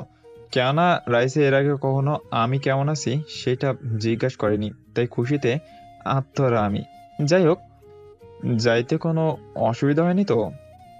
আর কোনো অসুবিধা হলে আমাকে বলতে ভুলবে না কিন্তু। আরে, আমার আসতে কোনো অসুবিধা হয়নি। আর অসুবিধা হলেই তোমাকে জানাবো। আচ্ছা, ঠিকমতো খাওয়ার খাইও কিন্তু, আর নিজের শরীরের যত্ন নিও। আচ্ছা বাবা, আমি সব ঠিক মতোই করব। তোমার কথা না শুনে কি আর পারি? কারণ তুমি যে আমার পাগল একটা। বলে একটা হাসি দিল। এমন হাসি পেলে যেন এক নিমেষে বুকে জমে থাকা হাজার কষ্ট মুছে যায়। আমি এইসব ভাবতেছি আচ্ছা, এখন ফোন রাখি, হ্যাঁ? পরে আবার কথা বলবো নি। তখন বলেই ফোনটা রেখে দিল। পাশ থেকে বলে উঠল, কি ম্যাডাম, কার সাথে আমার মিষ্টি সুরে কথা বললাম? বয়ফ্রেন্ড নাকি জামাই? ও, আপনাদের বলে রাখা ভালো, নোহাও বিবাহিত আর রাইসার সাথে এক রুমেই থাকে। আরে কি যে বলো না, যার সাথে কথা বললাম সে আমার বেঁচে থাকার উৎস, আমার কলিজা, বয়ফ্রেন্ড, সাথে অর্ধেক স্বামী। অর্ধেক স্বামী কথাটা শুনে নোয়া যেন কেমন করে তাকালো, কারণ সে বুঝতেই পারতেছে না অর্ধেক স্বামী আবার কি। আরে এত মন দিয়ে ভাবতে হবে না। আমি জানি তুমি অর্ধেক স্বামী বলছি সেটা নিয়ে চিন্তায় আছো। আসলে আমার আর রাসেলের কাবিন হয়েছে, সেই জন্যই বললাম সে আমার অর্ধেক স্বামী। ও আচ্ছা, আমি মনে হয় হাফ ছেড়ে বাসলাম। কি সাংঘাতিক চিন্তায় পড়েছিলাম। এইভাবে অনেক কথা বলে তারা নিজেদের জিনিসগুলো গুছাতে ব্যস্ত হয়ে পড়লো। এইদিকে আমি গ্রামে বসে সময় পার করতেছি, বাবা মা বোনের ভালোবাসায় আর বন্ধুদের হাসি কান্না গানে, সাথে রাইসের ভালোবাসার আদর, একটু অভিমান, একটু রাগ, একটু অবহেলা, একটু কষ্ট, সব মিলিয়ে যাকে বলে একের ভিতর সব। এইভাবে অনেকদিন, মানে একটা বছর পার হয়ে গেল। আমি আর রাইসা শুধু ফোনেই কথা বলি, কারণ আমিও ঢাকা যাইনি আর রাইসাও বাড়িতে আসেনি। অনেকদিন হলো আপুদের সাথে কথা হয় না, তাই ফোন দিতে যাব আর আপু ঠিক তখন নিজেই ফোন দিল। একেই বলে ভালোবাসার টান, একজনের মনে আসতেই অপর পাশ থেকে কল হাজির। হ্যালো, আসসালামু আলাইকুম আপু, তোমরা সবাই কেমন আছো? অভিমানী কণ্ঠে বলল। তোর সাথে কোনো কথা নেই, যা। তুই কবে থেকে কথা বলিস না? আবার কত করে বললাম এসে দেখে যা, তাও আইলি না। আরে আপু, আমি তো সব সময় তোমাদের কথা মনে করি আর যাবো এক সময়, আর তোমাদের সবাইকে আমি সব সময় দেখি। আপু একটু আশ্চর্য হয়ে বলতে লাগলো, আমাদের কাছে আসলি না, তাহলে অল টাইম কি করে দেখিস শুনি? আপু, আমার হৃদয়ের সব জায়গায় তোমাদের সাজিয়ে রেখেছি, সেইখানেই দেখতে পাই। এইভাবে অনেক কথা বললাম। এইভাবে দেখতে দেখতে রাইসার পড়া প্রায় অর্ধেক শেষ হয়ে এসেছে। এখন নাকি সামনে পরীক্ষা হবে। বলে রাখা ভালো, এখন রাইসার আগের মতো কথা বলে না। আমি বলতে চাইলেও অনেক ইগনোর করে চলে। একদিন আমি ফোন দিলাম, হ্যালো রাইসা, কেমন আছো? আমি ভালো আছি, আর আমি এখন কথা বলতে পারবো না, ফোন রাখো। তোমার সাথে অনেকদিন হলো ঠিকমতো কথা বলি না, আজকে একটু কথা বলো না প্লিজ। এই শোন, তুই আমাকে যখন তখন ফোন দিবি না, আমার পড়াশোনার অনেক ক্ষতি হয়। তুই কি চাস আমার স্বপ্নটা তোর জন্য নষ্ট হয়ে যাক? রাইসার বলা কথাটা কলিজায় এসে লাগলো। আমি কথা বললে নাকি তার পড়াশোনার ক্ষতি হবে। জানি না এই মেয়ে আমার সাথে শুধু এমন কেন করে, সবার সাথে খুব ভালো ব্যবহার করে। এইসব কিছু ভাবতেছি আর চোখে জল মুছতেছিলাম, তখনই পিছন থেকে আদরের ছোট বোনটা এসে বলল, আমার চোখের পানি মুছতে মুছতে বলল, ভাইয়া তুই কান্না করছিস কেন? এভাবে কান্না করিস না প্লিজ, তুই জানিস না আমি তো চোখে জল একদম সহ্য করতে পারি না। আমি কোথায় কান্না করতেছি? আমি কি কান্না করতে পারি নাকি বল? হয়তো চোখে কিছু পড়ছে, তাই এমন হচ্ছে। ভাইয়া আমি ছোট বাচ্চা না যে আমাকে জানোই তা বলেই বুঝিয়ে দিবি। আমি যথেষ্ট বড় হয়েছি আর যথেষ্ট বুঝি। বাবির জন্য কান্না করছিস তাই না? আসলে ভাই বোনের ভালোবাসাটা এমনই হয়, কারো কষ্ট কেউ দেখতে পারে না। বেঁচে থাকুক পৃথিবীতে হাজারো ভাই বোনের খুনসিটিময় ভালোবাসা। কি করব বল? রাইসা যে এখন আমার সাথে ভালো ব্যবহার করে না, ফোন দিলেও অনেক ইগনোর করে। কেন করে এমন? আমি তো ওর কোনো ইচ্ছা পূরণে বাধা দেইনি, তাও এমন কেন করে? ভাইয়া ভাবির পড়াশোনা অনেক চাপ, তাই হয়তো এমন করছে। তুই ভাবিস না, দেখবি সব ঠিক হয়ে যাবে। এভাবে অনেক কথাই হলো দুই ভাই বোনের মধ্যে। দেখতে দেখতে পরিবারের ভালোবাসা আর আপনজনের অবহেলার মধ্যে দিয়ে পেরিয়ে গেল 2টা বছর। রাইসা এখন একজন নামকরা হসপিটালের ডাক্তার। সব জায়গায় তার নাম ছড়িয়ে আছে, শুধু আমার নামটাই তার কাছে নেই। অনেক দিন হলো রাইসার সাথে কোনো কথা হয় না, কেননা সে এখন ডাক্তার। আমার মতো খ্যাচেলের ফোন ধরার সুযোগ পায় না, তাই বিরক্ত হই না। তার অ্যাসিস্ট্যান্টের নাম্বার কোনোভাবে জোগাড় করে রেখেছিলাম, তাকে ফোন দিয়ে খবর জানি। একদিন ফোন দিলাম রাইসাকে, কিন্তু রিং ঠিকই হচ্ছে, কিন্তু কল রিসিভ করছে না। হয়তো চিরপরিচিত নাম্বারটা দেখি। কিছু সময় পরে আবার ফোন দিলাম, কি যেন মনে করে ফোনটা রিসিভ করলো। হ্যালো রাইসা, কেমন আছো তুমি? প্রায় অনেকটা সময় চুপ থেকে বলল, হ্যাঁ আমি অনেক ভালো আছি। আর কিছুই বললো না। আমাকে কি একটাবারের জন্য মনে পড়ে না? মন কি চায় না একটু কথা বলতে? ওই পাশ থেকে কোনো কথা এলো না। রাইসা মনে মনে ভাবতেছে, মন তো চায় তোমার কাছে এখনই ছুটে চলে আসি, কিন্তু আমি যে নিজেকে প্রতিষ্ঠিত করতে চাই ভেবেই 2 চোখের নোনা জল গাল বেয়ে পড়তে লাগলো। এই রাইসা, কথা বলো না কেন? আমি কি এতটাই অবহেলার পাত্র যে কথা বলা যায় না? প্লিজ তুই আর এইভাবে ফোন করিস না, আমি নিজেকে প্রতিষ্ঠিত করতে চাই।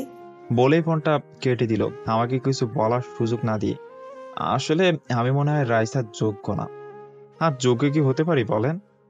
আমি তো একটা দোকানের কর্মচারী মাত্র, আর সে হলো একজন নাম করা ডাক্তার। ভাবতে চোখের কোণে জমে থাকা নোনা পানি গাল বেয়ে বেরিয়ে আসতে চায়। এইসব কথা ভাবতেছি, ঠিক তখনই আমার পকেটে ভূমিকম্পের সৃষ্টি হলো। মানে ফোন এসেছে, তাই ফোনের দিকে তাকিয়ে দেখি আব্বু মানে শ্বশুর আব্বা ফোন করেছে, তাই রিসিভ করলাম। হ্যালো, আসসালামু আলাইকুম আব্বু, কেমন আছো? ওয়ালাইকুম আসসালাম। আমি ভালো আছি, কিন্তু তোর আপু অসুস্থ। আপুর কি হয়েছে? আরে আপু আমাকে কিছু জানালো না কেন? তুই কষ্ট পাবি তাই বলতে মানা করেছে, আর সামান্য জ্বর এসেছে। আমি একটু কাঁদো কাঁদো গলায় বললাম, আমি আসতেছি। আমার আপু অসুস্থ, সেই কথা শোনার পরে কি করে থাকি বলো? বলেই ফোনটা কেটে দিলাম। তারপর মা বাবা বোনকে বলে বেরিয়ে পড়লাম ঢাকার উদ্দেশ্যে। কিছু সময় পরে সিরাজগঞ্জের এসআই কাউন্টারে এসে বসে আছি। কিছু সময় পরে বাস তার নির্দিষ্ট গতিতে চলতে শুরু করলো। আমি আশেপাশের চারপাশটা ভালো করে উপলব্ধি করতেছি, কারণ এর আগে কখনো ঢাকায় যাইনি, তাই কোথায় দিয়ে যাইতে হয় সেটাও জানি না। কিছু সময় পরে একটা বড় ব্রিজের উপর দিয়ে বাস আসছে। লোক মুখে শুনেছি এইটাই নাকি উত্তরবঙ্গের সানেজান চলাফেরার একমাত্র মাধ্যম। বঙ্গবন্ধু যমুনা সেতু, ব্রিজটা অনেক বড়, বাস পার হতে প্রায় অনেকটা সময় লাগলো। এসব কিছু ভাবতেছি, ঠিক তখনই পাশে বসে একটা মেয়ে বলে উঠলো, হাই ভাইয়া, আমি নুসরাত। আমি আশেপাশে তাকিয়ে দেখে বললাম, আমাকে বলছেন? আপনাকে না বললে কাকে বলছি? আপনাকেই বলছি। মেয়েটার ভয়েস আমার কাছে অপরিচিত লাগতেছে। মনে আসছে সে আমার পরিচিত কে, কিন্তু বরকা পরে থাকায় চিনতে পারিনি। হ্যাঁ, আমি রাসেল। আর আপনার নামটা খুব সুন্দর। ধন্যবাদ ভাইয়া।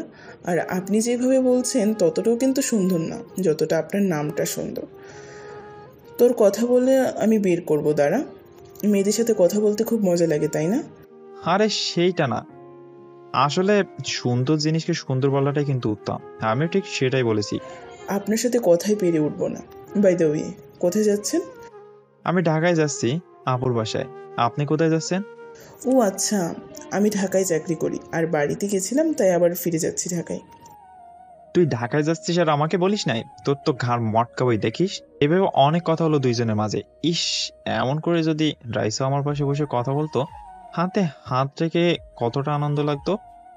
এইসব ভাবতে ভাবতে কানে কারো ডাক এসে বসে, মানে হেল্পার মামা এসে ডাকতেছে। আমি চারপাশে তাকিয়ে দেখি কেউ নেই। বাসে শুধু আমি একা, আর ওই মেয়েটাও নেই। আসলে আপনাদের সাথে গল্প করতে করতে কখন যে ঘুমিয়ে গেছিলাম সেই কথাটা ঠিক মনে নেই। তারপর সেইখান থেকে চলে আসলাম, কিন্তু আমি তো কিছুই চিনি না। তাই একটা রিকশাওয়ালা মামাকে বললাম, মামা এই জায়গাটা কোথায়? একটা ঠিকানা দেখিয়ে বললাম। মামা আপনি ওঠেন, আমি সেইখানে পৌঁছে দিয়ে আসি, আপনি 50 টাকা দিয়েন।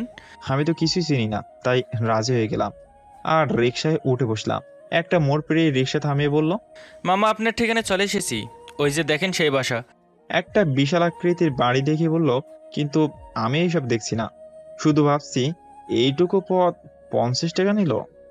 মামা, আপনি এইটুকু পথ এনে এত টাকা কেন চাইলেন? আপনি তো আর চেনেন না যে জায়গাটা কোথায়, তাই এখন টাকা দিন। তারপর তাকে টাকা দিয়ে আমি বাড়ির কাছে আসলাম। দেখছেন ভাই, হেরি নামে ঢাকা শহর, আর এরকম পরিস্থিতিতে যারা পড়েছে তারাই জানে। আমি গেটের সামনে এসে সোজা বাড়ির ভেতরে ঢুকতে যাচ্ছি, অমনি একটা লাঠি আমার পথ আটকালো। এই মেয়ে এইভাবে হনহন করে কই যান? দেখুন, আমি এই বাড়িতেই যাব, আমাকে যেতে দিন। না, আপনি যেতে পারবেন না, চলে যান এখান থেকে, না হলে ঘাড় ধাক্কা দিয়ে বের করব। আমাদের এইসব কথা শুনে একটা ভদ্রলোক আসলো আর বলল, এই লতিফ ছেলেটাকে, আর তুই তার সাথে এমন করতেছিস কেন? স্যার, এই ছেলেটা আমাকে না বলেই বাড়ির ভেতর ঢুকতে নিছে। এই ছেলে, তুমি কে আর এখানে কেন? স্যার, আমি গ্রাম থেকে এসেছি, আমার নাম রাসেল, আর এইখানে শরীফুল ইসলাম, তার বউ ও তার মেয়ে ঐশীকে আমি চিনি, আর তারাও আমাকে চেনে। তার মানে তুমি সেই ছেলে যাকে আমার বউ ভাই বানিয়েছে, আর তুমি আমার শ্বশুরের জীবন বাঁচিয়েছ? আসো আসো, ভিতরে আসো। তারপর সেখান থেকে চলে আসলাম। দেখে মনে হলো দুলাভাই আপুর মতোই অনেক ভালো। ভিতরে যেতেই দুলাভাই জোরে বলল, ঐশী দেখে যাও কে এসেছে। আর বাবা মা এইখানে আসেন। ডাক শুনে সবাই চলে আসে। আপু এসেই আমাকে জড়িয়ে ধরে কান্না করে দেয়।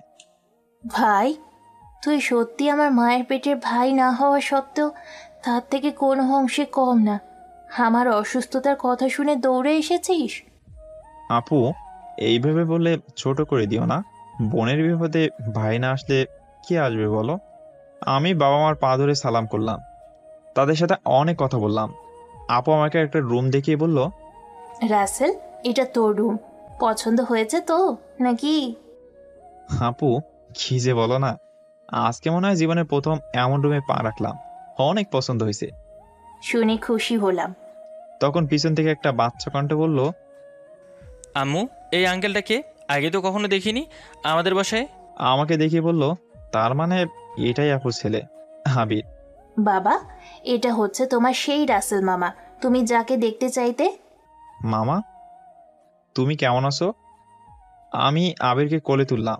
মামা আমি অনেক ভালো আছি, আর এখন আরও বেশি ভালো হয়েছি। মামা আমাকে বিকেলে ঘুরতে নিয়ে যাইতে হবে কিন্তু। আবির, এগুলো কি হচ্ছে? তোমার মামা এখানকার কিছুই চেনে না, তুমি জানো না? আপু, তুমি আবিরকে বকলে কেন? আমার ভাগিনাকে নিয়ে ঘুরতে যাব তোদের যা ইচ্ছা করিস, আমি গেলাম। বলেই চলে গেল।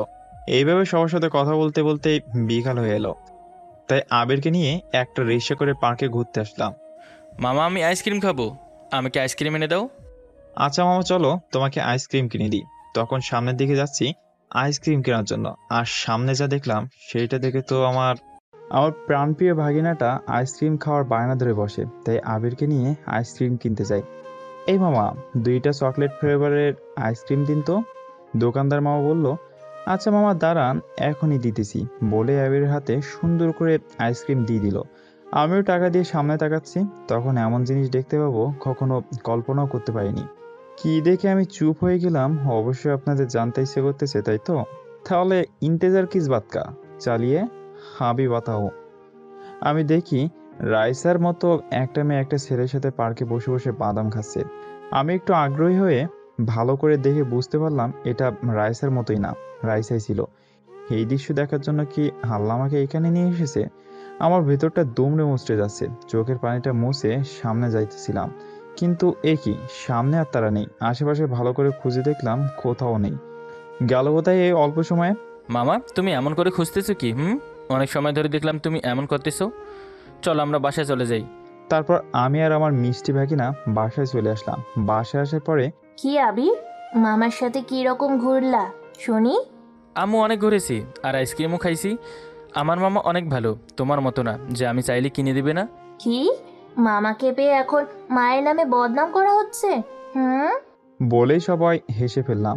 আসলে সবাই অনেক ভালো, খুব মজাদার মানুষ। আমি সেখান থেকে রুমে চলে আসলাম। ভাবতে লাগলাম রাইসা তো কথা বলতে মানা করছে, তাহলে কি করি এখন? না, ফোন করি, যা হবার হবে। একবার রিং হতেই কল রিসিভ করলো। মনে হয় আমার ফোন পাওয়ার আশায় মোবাইলটা হাতে নিয়ে বসেছিল। হ্যালো, আসসালামু আলাইকুম ডাক্তার ম্যাডাম, কেমন আছেন? আর যদি 5টা মিনিট কথা বলার জন্য অনুমতি দিতেন। একটু মনটা ছোট করেই বলল, রাসেল, তুমি কেন আমার সাথে এমন করে কথা বলতেছো সেটা আমি ভালো করেই জানি, কিন্তু আমার কিছুই করার নেই। আমি প্রতিষ্ঠিত হওয়ার আগ পর্যন্ত তোমাকে আপন করে নিব না। আর একটা হাত দিয়ে চোখের জল মুছলো, একটু রাগ দেখিয়ে বলল, ওয়ালাইকুম আসসালাম, আমি অনেক ভালো আছি। আজকে আবার কি কারণে ফোন দিছস? তোকে বলেছে না ফোন দিবি না আমাকে? রাইসার কথা বলার ধরন দেখে একটু না, প্রায় অনেকটাই কষ্ট পেলাম, কেননা এর আগেও অনেক কথা বলেছে, তবে এমন করে না। ডাক্তার ম্যাডাম, আমি জানি এখন আপনি অনেক বড় একজন মানুষ, আপনার সাথে কথা বলার কোনো যোগ্যতা আমার নেই, তবু যে এই মনটা মানে না। জানেন, মনটা না খুব খারাপ আমার খেয়ে আমার পরে আপনার কাছে পড়ে থাকে, আমার কথা একটু শুনে না। শুনবে কেন? তোমার মনটা যে শুধুই আমার, তাই তো আমার জন্যই শটফট করে। যখন আমি থাকবো না তখন হয়তো আপনার অনেক ভালো লাগবে, তাই না? আপনাকে আর এইভাবে বিরক্ত করবে না, বলে চোখে জল মুছলাম। ওই পেশ থেকে একটু চিন্তিত হয়ে রাইসা বলল, এই তুই থাকবি না মানে কোথায় যাবি? আচ্ছা ম্যাডাম, আপনার মূল্যবান সময় নষ্ট করে আমার মতো একটা হতভাগা ছেলের সাথে কথা বলার জন্য অনেক অনেক ধন্যবাদ। দোয়া করি আল্লাহ যেন আপনার মনের সকল আশা পূরণ করে। বলেই ফোনটা কেটে দিলাম। কি আর বলতাম, সেই তো অপমান ছাড়া আর কিছুই করে না। একটু আগের কথাগুলো হয়তো রাইসের এখন মনেই পড়ে না। জান, আমি জানি আমার প্রতিটি কথা তোমার হৃদয়কে চূর্ণ বিচূর্ণ করে দেয়। জানি অনেক কষ্ট হয় তোমার, আর কিছুদিন কষ্ট করো। শুধু এইটা জেনে রাখো, এই রাইসা তোমাকে ছাড়া কারোই না। আচ্ছা রাইসা, তুই যদি রাসেল ভাইয়ের জন্য এতটাই কষ্ট পাস, তাহলে তাকে বলছিস না কেন যে তুইও তাকে ঠিক আগের থেকেও বেশি ভালোবাসিস? শোনো, আমি ভালো করে চিনি। আমি বললেই ও আমার কাছে ছুটে চলে আসবে। আমি তখন আমার স্বপ্ন পূরণ করতে পারবো না। তুই এখন একজন দেশের নামকরা ডাক্তার, তাহলে আর কি করতে চাস?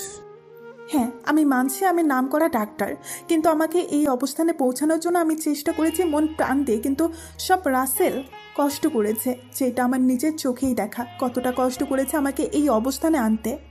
তাই আমি এমন কিছু করে ওকে আপন করে নিতে চাই, যাতে পরেও আমার কাছে অনেক সুখে থাকে। জানিস বৃষ্টি, ও ঢাকাতে এসেছে, আমাকে একটা বারের জন্য ও সেটা বলেনি, কারণ আমি মানা করেছিলাম আমার সাথে কথা বলতে। আর ও চায় না ঢাকায় এসেছে সেটা জেনে আমি কষ্ট পাই। আমি হয়তো আগের জন্মে ভালো কোনো কাজ করেছিলাম, যার জন্য রাসেলের মতো একজন জীবনসঙ্গী আমি পেয়েছি। বৃষ্টি বলতে লাগলো, দেখ রাইসা, এমন করে না থেকে তুই ওকে মেনে নে, না হয় আবার তোকে চোখের জলে বুক ভাসাতে হবে। না, এইসব কিছুই হবে না। আমি রাসেলের নামে একটা কোম্পানি কিনবো, যেটা আজ থেকে 3 মাস পরে আমাদের বিবাহের 6 বছর অতিবাহিত হবে। সেই দিন ওকে বুঝিয়ে দিয়ে আমি ওকে নিজের করে নেব, তাতে যতটা কষ্ট পাই না কেন। ও বৃষ্টি, ভালো কথা, আমাদের বাড়িতে একটা কাজের লোক দরকার, তুই ব্যবস্থা করিস। আচ্ছা ঠিক আছে। এই ছিল তাদের কথা। এখন চলেন দেখে আসি বেচারা রাসেলের কি অবস্থা।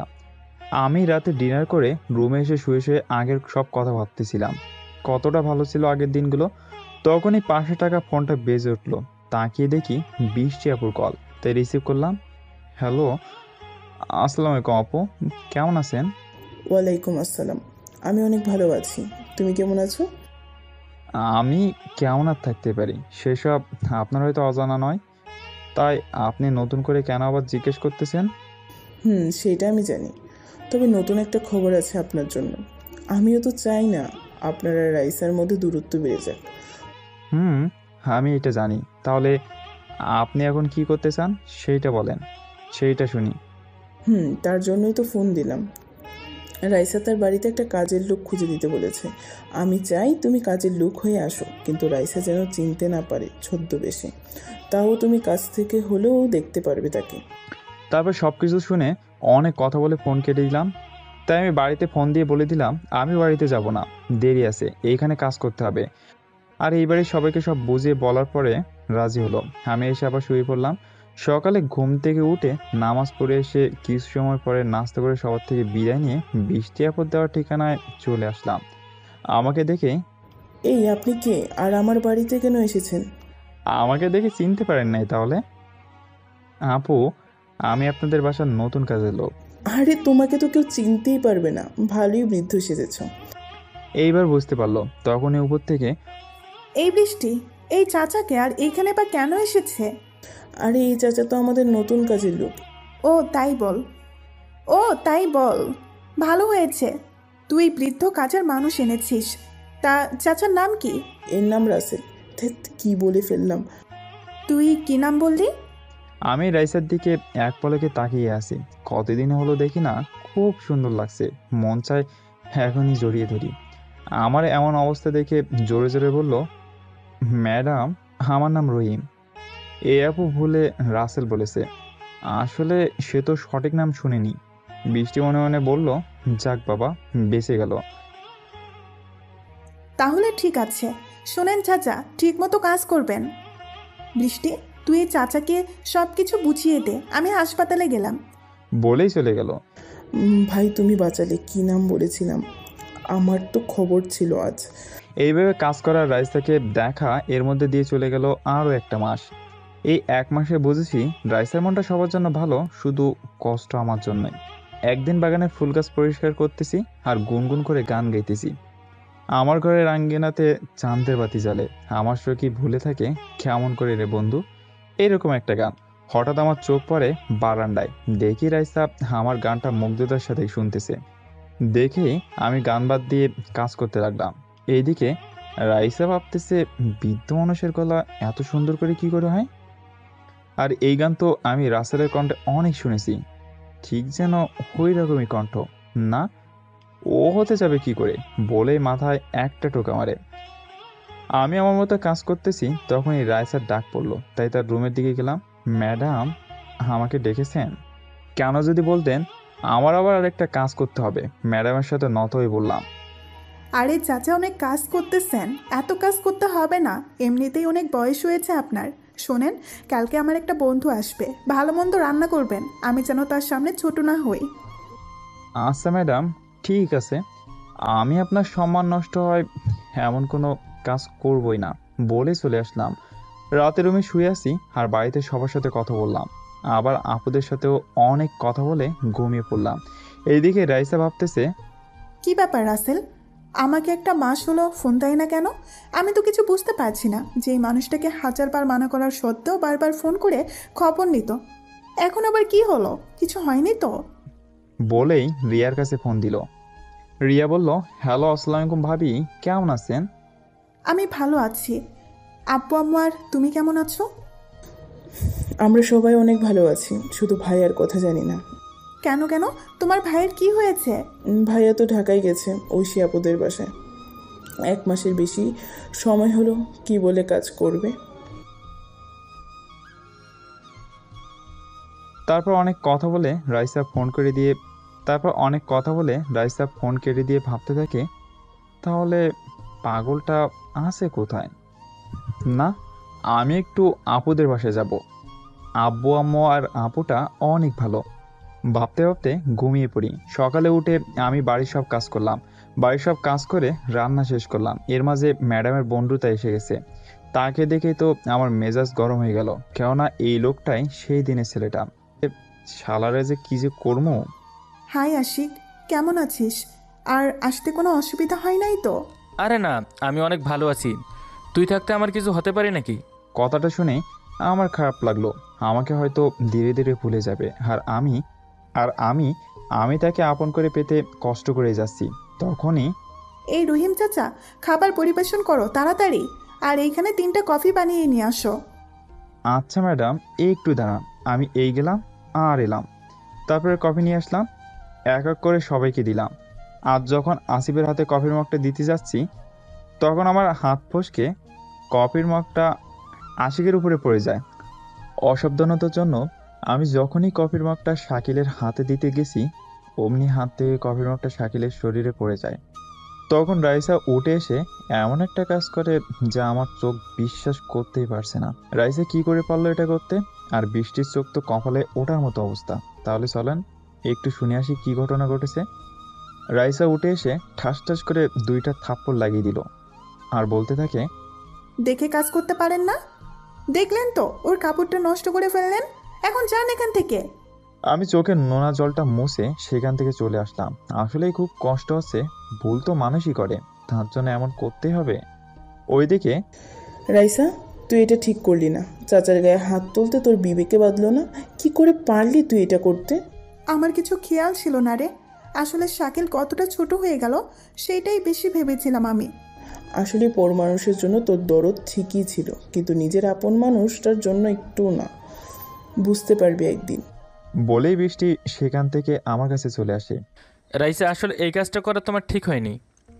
সে তো আর ইচ্ছাকৃতভাবে আমার উপর ফেলেনি, হঠাৎ পড়ে গেছে। আজকে তো আর কিছু হলো না, তাই আমি আজকে আসি। বলে আর কিছু না শুনে চলে গেল। আসলেই আমি এটা কি করে করতে পারলাম? এইভাবে একটা বৃদ্ধ মানুষের গায়ে আঘাত করলাম। না, তার কাছে আমার ক্ষমা চাইতেই হবে। তাই আমার রুমের দিকে আসতে থাকে। এইদিকে, আমি দুঃখিত, তোমাকে এইখানে না আসতে বললে আজকে আর এই মারটা খেতে না। আমাকে ক্ষমা করে দিও আর চলে যাও এখান থেকে। এখানে থাকলে শুধুই তোমার কষ্টই হবে। কার কষ্ট হবে শুনি একটু? তখন পিছন থেকে এটা শুনে আমি আর বৃষ্টি দুজনে ভয় পেয়ে যাই, যদি সবটা বুঝে যায়। না রে রহিম চাচাকে, আমি আমার একটা কাজিনের কথা বলছিলাম। আসলে আমার কাজিনকে রহিম চাচা চেনে, সেই জন্য। ও আচ্ছা। এই মেয়ের মাথায় বুদ্ধি আছে বলতেই হবে, ঠিক সময় ঠিক সূত্র প্রয়োগ করে অঙ্কের ফল ঘোরাতে পারে। বৃষ্টি, তুই সর, আমার রহিম চাচার সাথে কিছু কথা আছে। তখন বৃষ্টি সাইডে যায়। আমি চিন্তায় আছি কি করবে যে কাছে আসতে হবে। তখনই, রহিম চাচা, আমাকে ক্ষমা করে দিন। আসলে তখন আমার মাথা ঠিক ছিল না।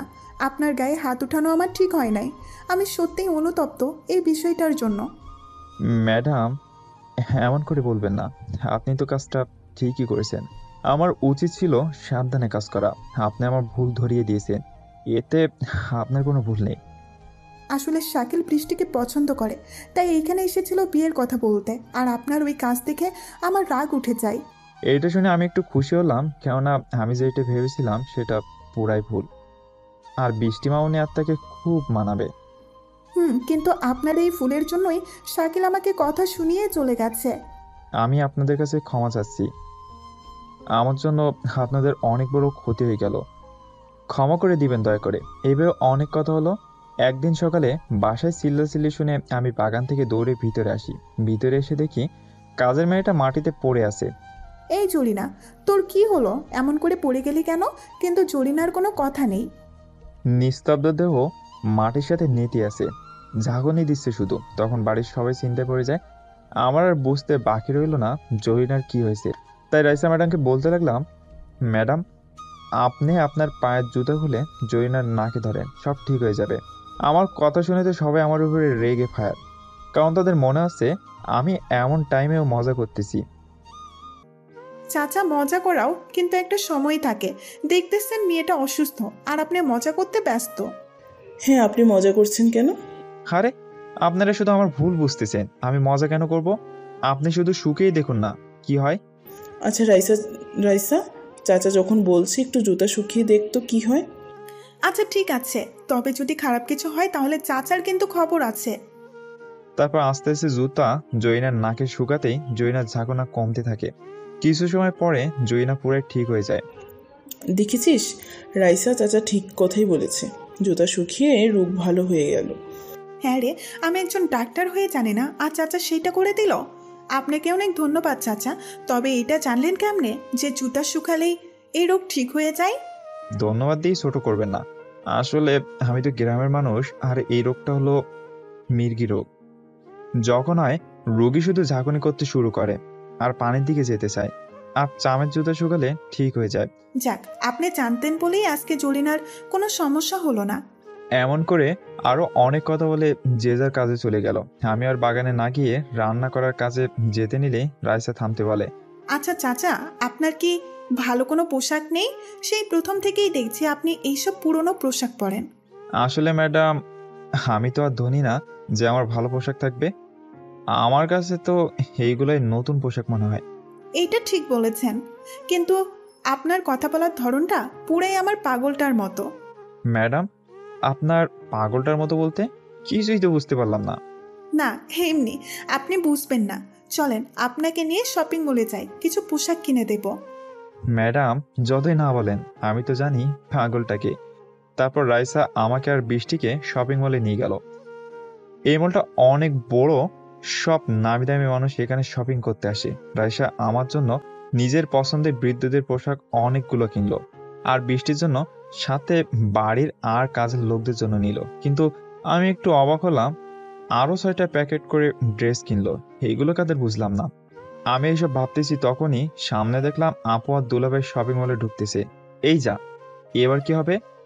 না, এই অবস্থায় আমাকে তারা চিনবে না। কিন্তু রাইসা আপুকে দেখেই সামনে গেল। আসসালামু আলাইকুম আপু, কেমন আছেন? ওয়ালাইকুম আসসালাম, আমি অনেক ভালো আছি। তুমি কেমন আছো? আমি অনেক ভালো আছি। আপনারা হঠাৎ এইখানে? আর বলিও না, এটা তোমাদের দুলাভাই। তারপর তাদের সাথে পরিচয় করিয়ে দিলাম। তা ডাক্তার ম্যাডাম, আপনি একা এখানে? আমার বাদর শালা বাবুটা কোথায়?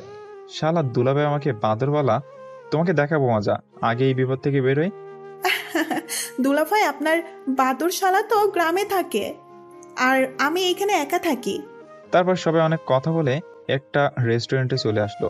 আজকে আমি খাওয়াবো তোমাদের সবাইকে, যার যেটা ভালো লাগে সেটা নিয়ে নাও। আপু, আমি থাকতে এটা কিন্তু ভালো হলো না। আরে বইন, তুমি অন্যদিন পেট ভরে খাবার খাওয়াবা, তাহলেই পরিশোধ হবে। রেস্টুরেন্টে খাবারের পর্বটা শেষ করে যার যার থেকে বিদায় নিয়ে যার যার বাসায় চলে আসলাম। ইস, আপু আমাকে চিনতেই পারিনি, ভাবতে কেমন হাসি পায়। একটু হাসি, আপনারা কি বলেন? একদিন রুমে শুয়ে আছি, আর তখনই বৃষ্টি আমার রুমে আসে। তুমি এখান থেকে চলে যাও, তুমি যে উদ্দেশ্য নিয়ে এসেছো সেটা হয়তো পূরণ হবে না। কিন্তু এই কথাগুলো আড়ালে দাঁড়িয়ে রাইসা শুনতেছিল। আমি যাব মানে? আমি এখানে এসেছি রাইসাকে আপন করে নিতে, আর তাকে নিয়ে চলে যাব। এটা কি বলছেন রাসেল? তুমি বুঝতে পারছো না, এই ছদ্মবেশ আর কয়দিন থাকবে? একদিন তো ধরা খেয়েই যাবে, সেই দিন কিন্তু খবর হবে। ও, এই জন্যই আমার পাগলটা আমার কাছে ফোন দেয় না, আমার কাছে থাকতেও চিনতে পারি নাই। রহিম চাচা, ভাবতেই হাসি পায়, ছদ্মবেশে ভালোই লাগছে বলে সেখান থেকে চলে যায়। আমার আর বৃষ্টি মাঝে অনেক কথা হয়, কিন্তু আমার এক কথা, রাইসাকে ছাড়া যাব না এখান থেকে, সে যেই বিপদের মুখে পড়তে হয় না কেন। এইভাবে দেখতে দেখতে 2টি মাস চলে গেল। আগামী শুক্রবার নাকি এই বাড়িতে মানে রাইসের বাসায় অনুষ্ঠান হবে। জানি না কেন, আপনাদের কিন্তু দাওয়াত করাটা আমার দায়িত্ব, কিন্তু খাবার পাবেন কি না সেটা আপনাদের ভাগ্য। রহিম চাচা, আগামী শুক্রবার আমার জীবনের চরম এক সুখের দিন। আমি আমার সবচেয়ে দামি জিনিসটা কাছে পাবো, তাই একটা অনুষ্ঠানের আয়োজন করেছি। সব কাজ কিন্তু আপনাকেই দেখতে হবে। আচ্ছা ম্যাডাম, ঠিক আছে, আমি সব কিছু ঠিক মতো করবো ইনশাল্লাহ। একটু কষ্ট দেই, কি বলেন আপনারা? এই যে শোনেন, ওই দিন কিন্তু আমার হবু শ্বশুর বাড়ি থেকে অনেক মানুষ আসবে, তাদের আবার অসম্মান করিয়েন না। মনে মনে বলতে লাগলো, জানি তুমি এই কথা শুনে অনেকটা কষ্ট পাইছো। রাইসার কথাটা শুনে না চাইতে চোখের কোণে নোনা পানি এসে হাজির, যে কোনো সময় বেরিয়ে আসবে মনে হচ্ছে। আচ্ছা ম্যাডাম, ঠিক আছে, মনটা ছোট করে বললাম। তারপর সেখান থেকে চলে আসলাম। রাতে শুয়ে শুয়ে ভাবতে লাগলাম কি হবে আমার সাথে। তখনই আমার রুমে কেউ আসে। আমি রুমে শুয়ে শুয়ে ভাবতেছি আমার সাথে কি ঘটবে কে জানে। রাইসা যে বললো তার হবু শ্বশুর বাড়ি থেকে মানুষ আসবে, তাহলে রাইসা কি আমাকে ভুলে যাবে? আমি যে ওকে ছাড়া বাঁচতে পারবো না সেটা ও কেন বুঝে না? আমি তো ওর চাওয়া পাওয়ার কোনো কিছুতেই বাধা হয়ে দাঁড়ায়নি, তাহলে আমার দোষ কোথায়? এইসব ভাবতেছি আর চোখের কোণে জমে থাকা নোনা জল মুছতেছি। তখনই বাইরে থেকে কে একজন আমার রুমে ঢুকলো। আমি তাকে দেখতেই অবাক, কেননা রাইসে এর আগে কখনো আমার রুমে আসেনি। আজকে আবার কি মনে করে আসলো? কি ব্যাপার চাচা, আমাকে দেখে অবাক হলেন যে? আমি আসতে পারি না নাকি? না ম্যাডাম, সেটা না। আসলে আসলে আপনি এর আগে কখনো আমার রুমে আসেননি তো, আজকে হঠাৎ আসলেন তাই একটু অবাক হয়েছি। আর আপনার বাড়িতে আপনি যেখানে খুশি যেতে পারেন, কোনো সমস্যা নেই। ও তাই? তা চাচা, আপনার পরিবারে কে কে আছে আর আপনার সন্তান কয়জন? দেখি এইবার কি বলে। রাইসা মনে মনে বলতে লাগলো। আমি তো রাইসার কথা শুনে পুরাই অবাক, কেননা এমন প্রশ্ন কেন করলো। আর আমি এখন কি বলবো সন্তানের কথা? ম্যাডাম, আমার বাবা মা আর একটা বোন আছে। আর কি বলবো দুঃখের কথা, আমার কোনো সন্তান নেই। দেখছেন, তাও সত্যটা বলে না। আরে চাচা, আপনি যেইভাবে বুড়া সেজেছেন তাতে কেউ বুঝবেই না। আর সন্তান আচ্ছা চাচা, আপনাকে দেখে মনে হচ্ছে বয়স ভালোই হয়েছে, তাহলে সন্তান নেন নাই কেন? এখন আমি কি বলবো, এই মেয়ে তো আমাকে ছাড়বে না দেখতেছি। আসলে আমি বিয়ে করছি, কিন্তু ভাগ্যক্রমে আমার কাবিনটা শুধু হয়েছিল, খালেমাটা হয়নি। আর আমার বউ আসে না, তার বাবার বাড়িতে থাকে। তাই নাকি? খুব কষ্টের কথা এটা। তা আপনি চাচিকে আনতে চান নাই কেন? সেই যে আমার জীবনে আসতে চায় না, তাহলে নিয়ে আসবে কেমনে? সে যে এখন অন্যের জন্য স্বপ্ন দেখে। ইস রে, আমার পাগলটা না জেনেই শুধু কষ্ট পাচ্ছে জানো। আর বেশি কষ্ট পেতে হবে না। আচ্ছা চাচা, আমি এখন আসি, আর দোয়া করি চাচি যেন আপনার জীবনে ফিরে আসে। ইস, কি বাসাটাই না বাসলাম, আর একটু থাকলে ধরা খেয়ে যেতাম। বলতে বলতে কখন যে ঘুমিয়ে পড়েছি সেই কথা খেয়ালই নেই। সকালে ঘুম থেকে উঠে প্রতিদিনের মতো বাগানে পানি দিচ্ছি, তখন বৃষ্টি আসছে। রাসেল, তুমি অনুষ্ঠানের কথা জানো নাকি? হ্যাঁ জানি, রাইসা বলছে। আর আরও বলেছে সে অনুষ্ঠানে নাকি তার হবু শ্বশুরবাড়ির লোকজন আসবে। আমি কি সত্যি রাইসাকে আমার জীবন থেকে হারিয়ে ফেলবো? এখনও কিন্তু অনেক সময় আছে, চলে যাও কষ্ট পেতে না চাইলে, কারণ ওই দিন যে কষ্ট ছাড়া কিছুই পাবে না। আর তোমার কষ্টগুলো আমারও কেমন সহ্য হয় না। না, আমি মাঝপথে হাল ছেড়ে যাব না। ওর কষ্ট সহ্য করতে যদি আমার মরণ হয়, তবু আমি হাসি মুখে মরণকে বরণ করে নিব। সত্যি, তুই একটা মানুষই যে কিনা একটা মেয়েকে এত ভালোবাসে যে তাকে ভালোই বাসে না, শুধু কষ্টই দিয়ে গেল। দোয়া করি আল্লাহ যেন তোর মনের আশা পূরণ করে। বলেই ভিতরে চলে গেলাম। ম্যাডাম, আমাকে আজকে একটু ছুটি দিবেন? একটু এক জায়গায় যেতাম, একটা কাজ ছিল। আপনার তো এখানে কিছু নাই, তাহলে আপনি কোথায় যাবেন শুনি? হেই রে, এখন আমি কি বলি? এই মেয়ে এইরকম কথা বলে ঠেকিয়ে ফেলে কেন বুঝতে পারি না। মনে মনে বলতে লাগলাম, আসলে ম্যাডাম এইখানে আমার এক আত্মীয় থাকে, তার সাথে একটু দেখা করতে যেতে হবে। দয়া করে যদি অনুমতি দিতেন। আচ্ছা ঠিক আছে, তবে হ্যাঁ, সন্ধ্যা হওয়ার আগেই ফিরে আসবেন, সেটা যেন মনে থাকে বলে দিলাম। আচ্ছা, আপনার বলা কথাগুলো আমার মনে থাকবে, এইটা কি আর বলতে পারি নাকি? তারপর আমি চলে আসলাম। রাস্তায় এসে বৃদ্ধ থেকে আবার আগের রূপে চলে আসলাম। ভাবতেই কেমন লাগে, রাইসা আমাকে না চিনে চাচা বলে, আর সন্তান কয়টা সেটাও জিজ্ঞেস করে। আমি আস্তে আস্তে হেঁটে আপুদের বাসার দিকে চলে আসলাম, কিন্তু কিছু পথ আসতেই দেখতে পেয়ে আপুকে কারো যেন হেনস্থ করতেছে। আসলে আপু হেঁটে হেঁটে কোথাও গেছিল গাড়ি বা বডিগার্ড ছাড়াই। আমি আর এক মুহূর্ত দেরি না করে অতি দ্রুত গতিতে আপুর কাছে চলে আসলাম। আমাকে দেখে আপু যেন প্রাণ ফিরে পেল। আপু, এরা কারা আর তোমার সাথে এরকম করতেছে কেন? আসলে আমি এদের একটা কাজ করতে মানা করায় এরা আমাকে মারতে চায়। কি? এই, তোদের এত বড় সাহস আমার বোনকে মারতে চাস? তোদের কলিজা তো দেখতে হয় কত বড়। বগটেরা হাসতে হাসতে বলতে লাগলো, আমাদের কলিজা দেখার আগেই তোর কলিজাটা বের করে ভেজা খেয়ে ফেলবো। এই মার্শালারে, বাকিদের উদ্দেশ্য করে এগুলো বলল। আমিও দেরি না করে এক একজনকে এক এক স্টাইলে মেরে পেঁয়াজ মরিচ ছাড়াই আলু ভর্তা বানিয়ে ফেললাম। এই, তোরা আপুর কাছে ক্ষমা চা আর বল যে আম্মা আমাদেরকে ক্ষমা করে দিন, জীবনের বাকি সময়ে আপনার সামনে আসবে না। বগাটেগুলো সেটাই করলো, আর আমি আবার আপুর কাছে চলে আসলাম। কি দরকার ছিল মারামারি করার? তোর যদি কিছু হয়ে যেত তাহলে কি হতো? আপু, আমি যদি ওদের না মারতাম তাহলে কি আর তোমাকে এভাবে ছেড়ে দিত বলো? আর আমি বেঁচে থাকতে আমার আপুর কিছু হবে সেটা কখনো সম্ভব না। সত্যি ভাই, মাঝে মাঝে মনে হয় তুই মানুষ না, ফেরেশতা। আমাদের বিপদে ঠিক সময় এসে উদ্ধার করিস। আপু, আমি ফেরেশতা হতে যাব কেন? আমি আল্লাহর এক পাপাচার দুনিয়ার পাপী বান্দা মাত্র। তারপর আমি আর আপু বাসে চলে আসলাম। কি বাবা, কেমন আছিস? আর এতদিন পরে মায়ের কথা মনে পড়লো, তাই না? আরে আম্মু, তোমাদের কথা আমার সবসময় মনে পড়ে, কিন্তু কি করবো বলো, আসার যে সময় নেই। তোমাদের বৌমাকে আপন করে পেতে এইটুকু কষ্টটুকু করতেই হবে। তখনই পিছন থেকে আব্বু বলে ওঠে, আমি বললাম রাইসের সাথে কথা বলে সব ঠিক করে দেই, কিন্তু তুই তো আমার কথা শুনলি না। বাবা, সেটা বলে করা যেত, কিন্তু এতে প্রমাণ হতো না আমি ঠিক রাইসাকে কতটা ভালোবাসি। তোর সাথে কথাই পারবো না, একটা না একটা বলে ঠিকই আমাদের ঠেকিয়ে দিবি। আর শোন, আমার সকল সম্পত্তি তোর আর ঐশীর নামে লিখে দিচ্ছি। এটা আমি একা না, তোর মা ঐশী শরীফ মিলেই ঠিক করেছে। বাবার কথা শুনে আমার একটু রাগ হলো, কেননা তারা আমাকে তাদের কষ্টে গড়ে তোলার সম্পত্তি কেন লিখে দেবে? বাবা, এটা কি করেছো? এই সম্পত্তি শুধু আপুর, আমাকে কেন দিচ্ছ? এই পিচ্ছি, তুই এত কথা বলস কেন? আমাদের কি কম আছে যে তোকে দেওয়ার কারণে আমাদের সম্পত্তি কমে যাবে? বুঝতে পারলাম এদের সাথে কথা বলে আর কিছু হবে না, কারণ এরা যা করেছে সেটা আর উল্টাবে না। তারপর অনেক কথা হলো আমাদের মাঝে। আমি সবার থেকে বিদায় নিয়ে বাসায় চলে আসলাম। আসার সময় বাবা একটা কার্ড হাতে ধরিয়ে দিয়েছে। বুঝি না কার্ড দিয়ে কি করে। দরজা দিয়ে যেই না ভিতরে প্রবেশ করেছি তখনই বৃষ্টি বলে ওঠে, কি ব্যাপার চাচা, এক্ষুনি চলে আসলেন যে? রাইসা তখন আমাদের দিকে তাকালো। দেখতে পারলাম রাইসার মুখে হাসি রেখা ফুটে উঠলো। জানি না এই খুশির রহস্যটা কি।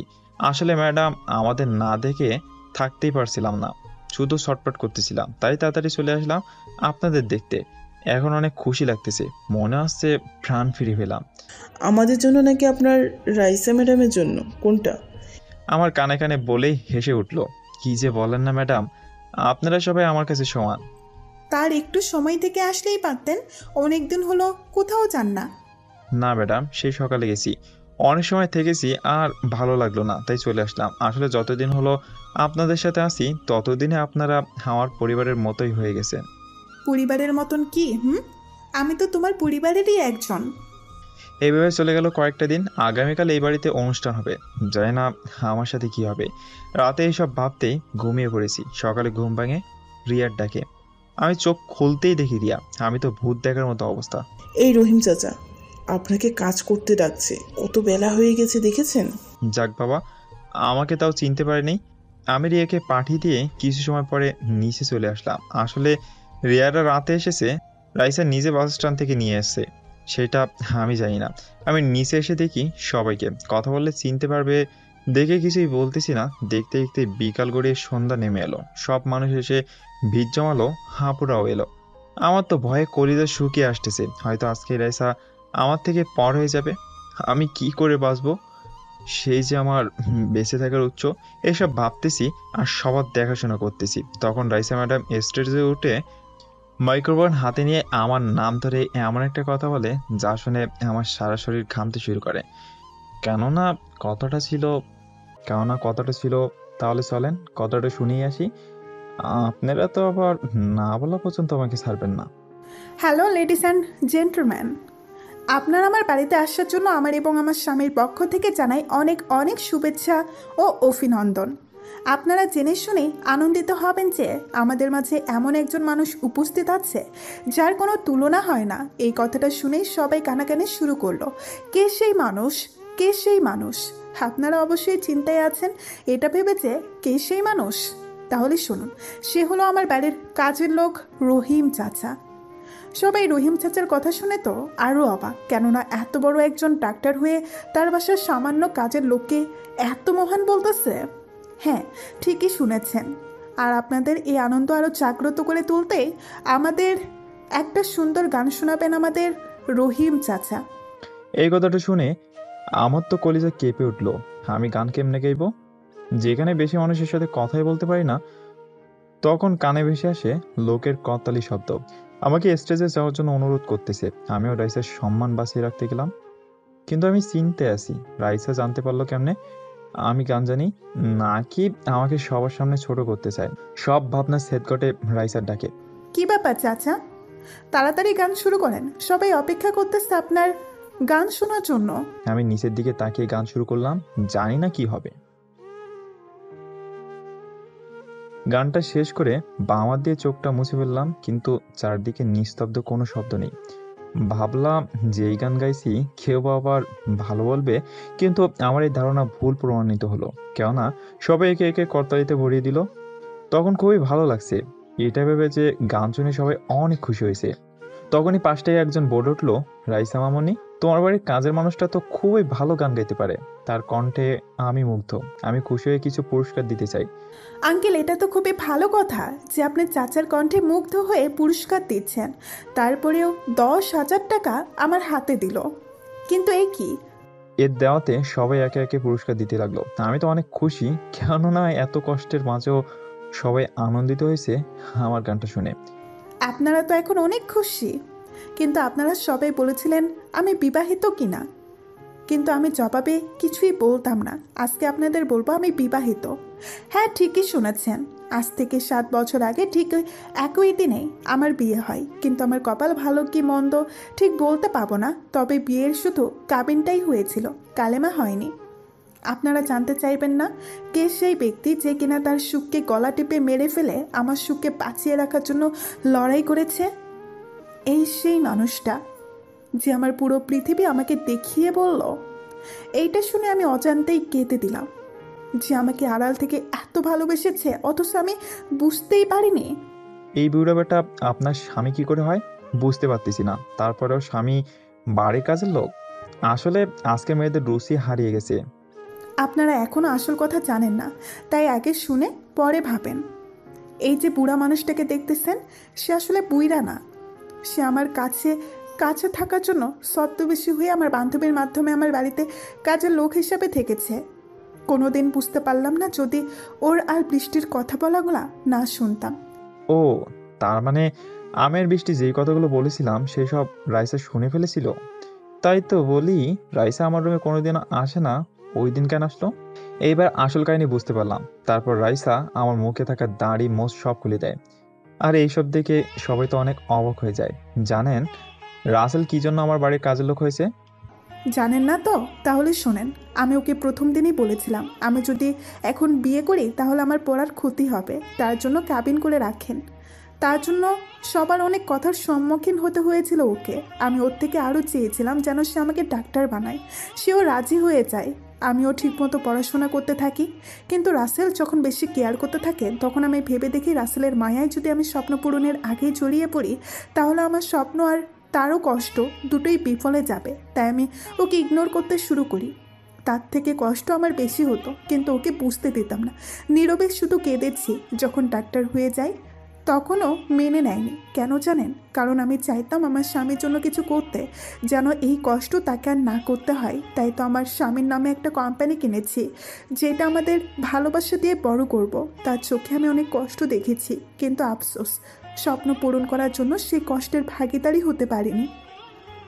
আমাদের ভালোবাসা হয়তো সত্য ছিল, তার জন্যই আজও সে আমাকে ভুল বোঝেনি। সে চাইলে অন্য মেয়ের সাথে সম্পর্কে লিপ্ত হতে পারত, কিন্তু হয়নি। আমি একদিন রাসেলকে না বলে গ্রামে যাই, আর বাড়ি গিয়ে জানতে পারি আপু সুস্থ, তাই তো ঢাকায় আসবে। আমিও সবার সাথে প্ল্যান করে একই বাসে উঠি, আর আমি পরিচিত হয়ে তাকে পরীক্ষা করেছি যে অন্য কাউকে ভালোবাসে নাকি, কিন্তু সে আমার কথা আমার কাছেই বলেছিল। সে জানতো না আমি ছিলাম বাসের সেই মেয়েটি, এমনকি তার সকল আত্মীয়রাও এইসব কিছু করব তার প্ল্যান জানতো। শুধু রাসেল একাই অজানা ছিল। অনেক কষ্ট তাকে আমি দিয়েছি, হতে পারে তার কষ্টের কাছে আমার কষ্ট তুচ্ছ। আজ আমি আপন করে ওকে নিতে চাই, আগলে রাখতে চাই আমার পবিত্র ভালোবাসা দিয়ে। মারে, তুই যেটা করেছিস সেটা হয়তো ভুল ছিল না। তুই তো কম কষ্ট করিস নাই। জীবনে সুখী হওয়ার জন্য একটু কষ্ট করতেই হয়। হ্যাঁ রে মা, তোরা অনেক কষ্ট সহ্য করেছিস। তোদেরকে আবার আমি বিয়ে দেব, কারণ সেই দিন তো আমি ছিলাম না তোদের বিয়েতে। বলেই দুই আব্বু হেসে ফেললো।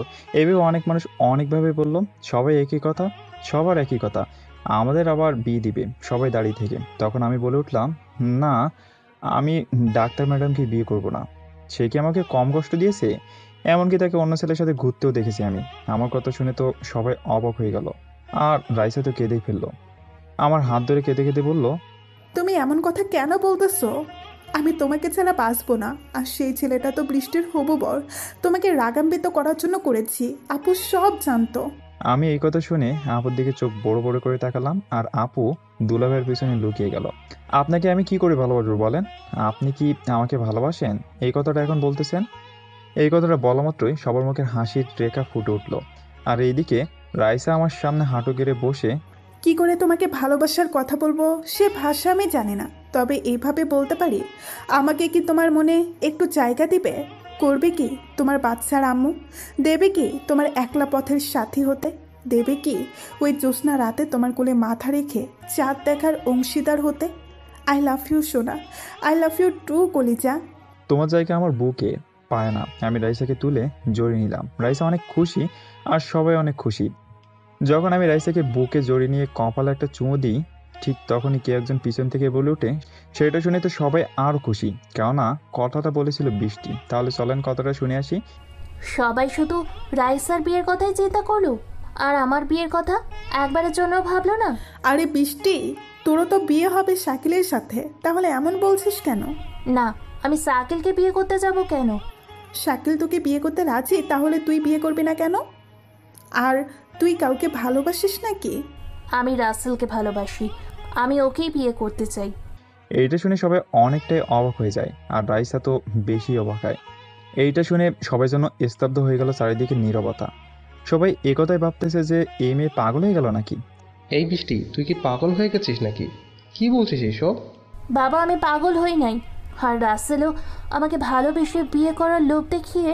বৃষ্টিমা, আর বলতে হবে না। তুমি যার জন্য দায় পড়ে নাটক করতেছো সেই মানুষটাকে আমি নিয়ে এসেছি। সবাই অবাক, কেননা আব্বু শাকিলের কলার ধরে টানতে টানতে নিয়ে আসছে। তারপর সবটা খুলে বলল, বৃষ্টি কেন এইসব করেছে, আমাকে ক্ষমা করে দিস রাইসা। তোর স্বামীর নামে আমি এত বড় কলঙ্ক লটালাম। না রে, ক্ষমা চাচ্ছিস কেন? তুই তো তোর ইজ্জত রক্ষা করার জন্যই এমনটা করতে বাধ্য হয়েছিস। আমি দৌড়ে গিয়ে শাকিলের কলার ধরে বললাম, এই শাকিল, তুই কেন এমন করছিস? আসলে আমি রাইসাকে অনেক ভালোবাসি, তোমার হবে তা আমি মানতে পারিনি, তাই বৃষ্টির ওই রকম ভিডিও করে ব্ল্যাকমেল করে এই সব করতে বাধ্য করি। আমাকে মাফ করে দাও। রাইসা এসে ঠাস ঠাস করে থাপ্পড় লাগিয়ে দেয়, আর বলতে থাকে, তোকে আমি বিশ্বাস করে আমার বন্ধু ভাবতাম, আর তুই এই প্রতিদান দিলি? আমি তো তোকে কোনোদিন ভালোবাসার চোখে দেখিনি। রাইসা, আমার ভুল হয়ে গেছে, আমাকে ক্ষমা করে দে। রাইসার পা জড়িয়ে ধরে। তারপর অনেক কথা হলো, সবাই ওকে পুলিশে দিতে চাইলো, কিন্তু আমি মানা করলাম, কেননা ও তার ভুল বুঝতে পেরেছে। আমি 2 দিন পরেই তোদের বিয়ে দিতে চাই, আমি দেরি করতে চাই না। আবার কি বিপদ আসবে কে জানি, এমনিতেই এক বিপদ হতে হতে বেঁচে গেছি। তারপর সবাই আনন্দ নিয়ে খাবার খেয়ে চলে যায়, আর আমাদের বাড়িতে যারা আছে তারাই শুধু থাকে। আমি রুমে এসে শুয়ে শুয়ে ভাবতেছি, আজকে আমার সাথে এইসব কি হলো। আমি তো ভাবতেই পারছিলাম না এইসব কি ছিল। বাবা রাসেল, কি করিস? আয়, খাবার খেয়ে নে। তুই তো তখন তেমন কিছুই খেলি না। না মা, এখন আমি কিছুই খাবো না, ভালো লাগছে না। সারাদিন কেমনভাবে যে কেটে গেল বুঝতেই পারলাম না। তারপর মা আমার মাথায় হাত বুলাতে থাকে, আমি পরম সুখে আস্তে আস্তে ঘুমিয়ে পড়ি। আম্মু, আপনার ছেলে তো ঘুমিয়ে পড়েছে, এখনো মাথায় হাত বুলাচ্ছেন। মারে, ছেলেটার উপর দিয়ে সারাদিন অনেক দখল গেছে, ওর ভালো লাগছে না, তাই ওর মাথায় হাত বুলাচ্ছি। কারণ ওর ছোট থেকেই অভ্যাস, খারাপ লাগলেই মাথায় হাত বুলালে ঠিক হয়ে যাবে। তারপর আমাকে ঘুমিয়ে রেখে মা ও রাইসা চলে যায় অন্য রুমে। সকালে ঘুম ভাঙে রাইসার মিষ্টি ঠোঁটে ছোঁয়াতে। এই ওঠো, আমাদের বিয়ের শপিং করতে মার্কেটে যেতে হবে, আব্বুর হুকুম, বেলা অনেক হয়েছে। যাবো তো মহারানী, কিন্তু আমার পাওনাটা কে দেবে? বলেই জড়িয়ে ধরতে গেলাম, কিন্তু রাইসা আমার হাতে ধরা না দিয়ে। একটু আগেই আদর দিছি, সেটা নিয়েই শান্ত থাকো। বিয়ের পরে যত খুশি আদর দিও, এখন লক্ষ্মী ছেলের মতো ফ্রেশ হয়ে নিচে আসো। বলেই চলে গেল। আমি ফ্রেশ হয়ে নিচে এসে নাস্তা করে সবাইকে নিয়ে শপিং মলে গেলাম। সবাই অনেকটা সময় নিয়ে যার যার পছন্দ মতো জিনিস কিনলো। পরে সবাইকে নিয়ে রেস্টুরেন্টে খাবার খেয়ে সবাই বাসায় চলে আসলাম। আমার রুমে আসতে আসতে বলল, বাবু কি করছো? এই তো বাবুনি, দেখছো তো শুয়ে আছি, তাহলে জিজ্ঞাসা করছো কেন? আমি বুঝি জিজ্ঞেস করতে পারি না? আসো, আর ছোট বাচ্চাদের মতো অভিনয় করতে হবে না। বলেই কাছে টেনে কপালে একটা ভালোবাসার পরশ এঁকে দিলাম। রাইসা আমার বুকে অনেক সময় শুয়ে থেকে কখন যে দুইজন ঘুমিয়ে গেছি সেই দিকে কোনো খেয়ালই নেই। হঠাৎ আমার ঘুমটা রাইসার আগে ভেঙে যায়। এই রাইসা, ওঠো, অনেক ঘুমিয়েছো, এখন ওঠো, গোসল করে নাও। প্রায় বিকেল হয়ে গেছে। ঘুমের ঘরে আমাকে আরো শক্ত করে জড়িয়ে ধরে বলল, আর একটু ঘুমাই না, এমন করছো কেন? না, আর ঘুমালে চলবে না, উঠো, উঠে গোসল করো, পরে আবার শরীর খারাপ করবে। তারপর রাইসা উঠে আমাকে একটা চুমু দিয়ে চলে যায়। এইভাবে সময় চলে গিয়ে বিয়ের দিন চলে আসে। বাড়িতে অনেক মানুষের উপস্থিতি। আজ আমার খুব আনন্দ লাগতেছে যে রাইসাকে আজ আমি আপন করে পাবো। দেখতে দেখতে আমাদের ইসলামী শরীয়ত মতেই বিয়ের কাজটা শেষ হয়ে গেল। রাইসাকে একটা রুমে রাখা হয়েছে, সবাই তার সাথে কথা বলতেছে, কিন্তু আমার দিকে কারো কোনো দৃষ্টি নেই। তাই একা একা ছাদে বসে আছি। একটু পরে ছাদে কারো উপস্থিতি টের পেলাম। পিছনে তাকিয়ে দেখি বৃষ্টি। রাইসা তোমার জন্য রুমে বসে অপেক্ষা করছে, আর তুমি এখানে কি করো? আসলে কিছুই ভালো লাগতেছে না, সবাই তো রাইসাকে নিয়ে বিজি, তাই আমি এখানে মনটাকে চাঙ্গা করতে আসলাম। মনকে চাঙ্গা অনেক করেছো, এখন যাও, আমার বান্ধবীটা একা একা বসে আছে। আর হ্যাঁ, বিড়ালটা কিন্তু মারা চাই। বলে হেসে ফেললো। আমি আর কিছু না বলে একটু লজ্জা নিয়ে রুমের সামনে এসে দাঁড়ালাম। পরে এক বস্তা সাহস নিয়ে ভিতরে প্রবেশ করলাম, কিন্তু এ কি, আমার বউ কোথায়? রুমের কোথাও নেই, এমনকি ওয়াশরুমেও নেই। আমার তো চিন্তা হতে লাগলো, তাহলে রাইসা গেল কোথায়? কিন্তু আমার চিন্তা দূর করে একটু পরে রাইসা বাইরে থেকে এসে আমার পায়ে হাত দিয়ে সালাম করে। উঠো, উঠো বলছি, তোমার জায়গা আমার পায়ে না, আমার এই বুকে। কপালে একটা চুমু দিয়ে বুকে জড়িয়ে নিলাম। এই ছাড়ো, আগে চলো নামাজ পড়ে আল্লাহর কাছে আমাদের সংসার জীবনের সুখ চেয়ে নেই।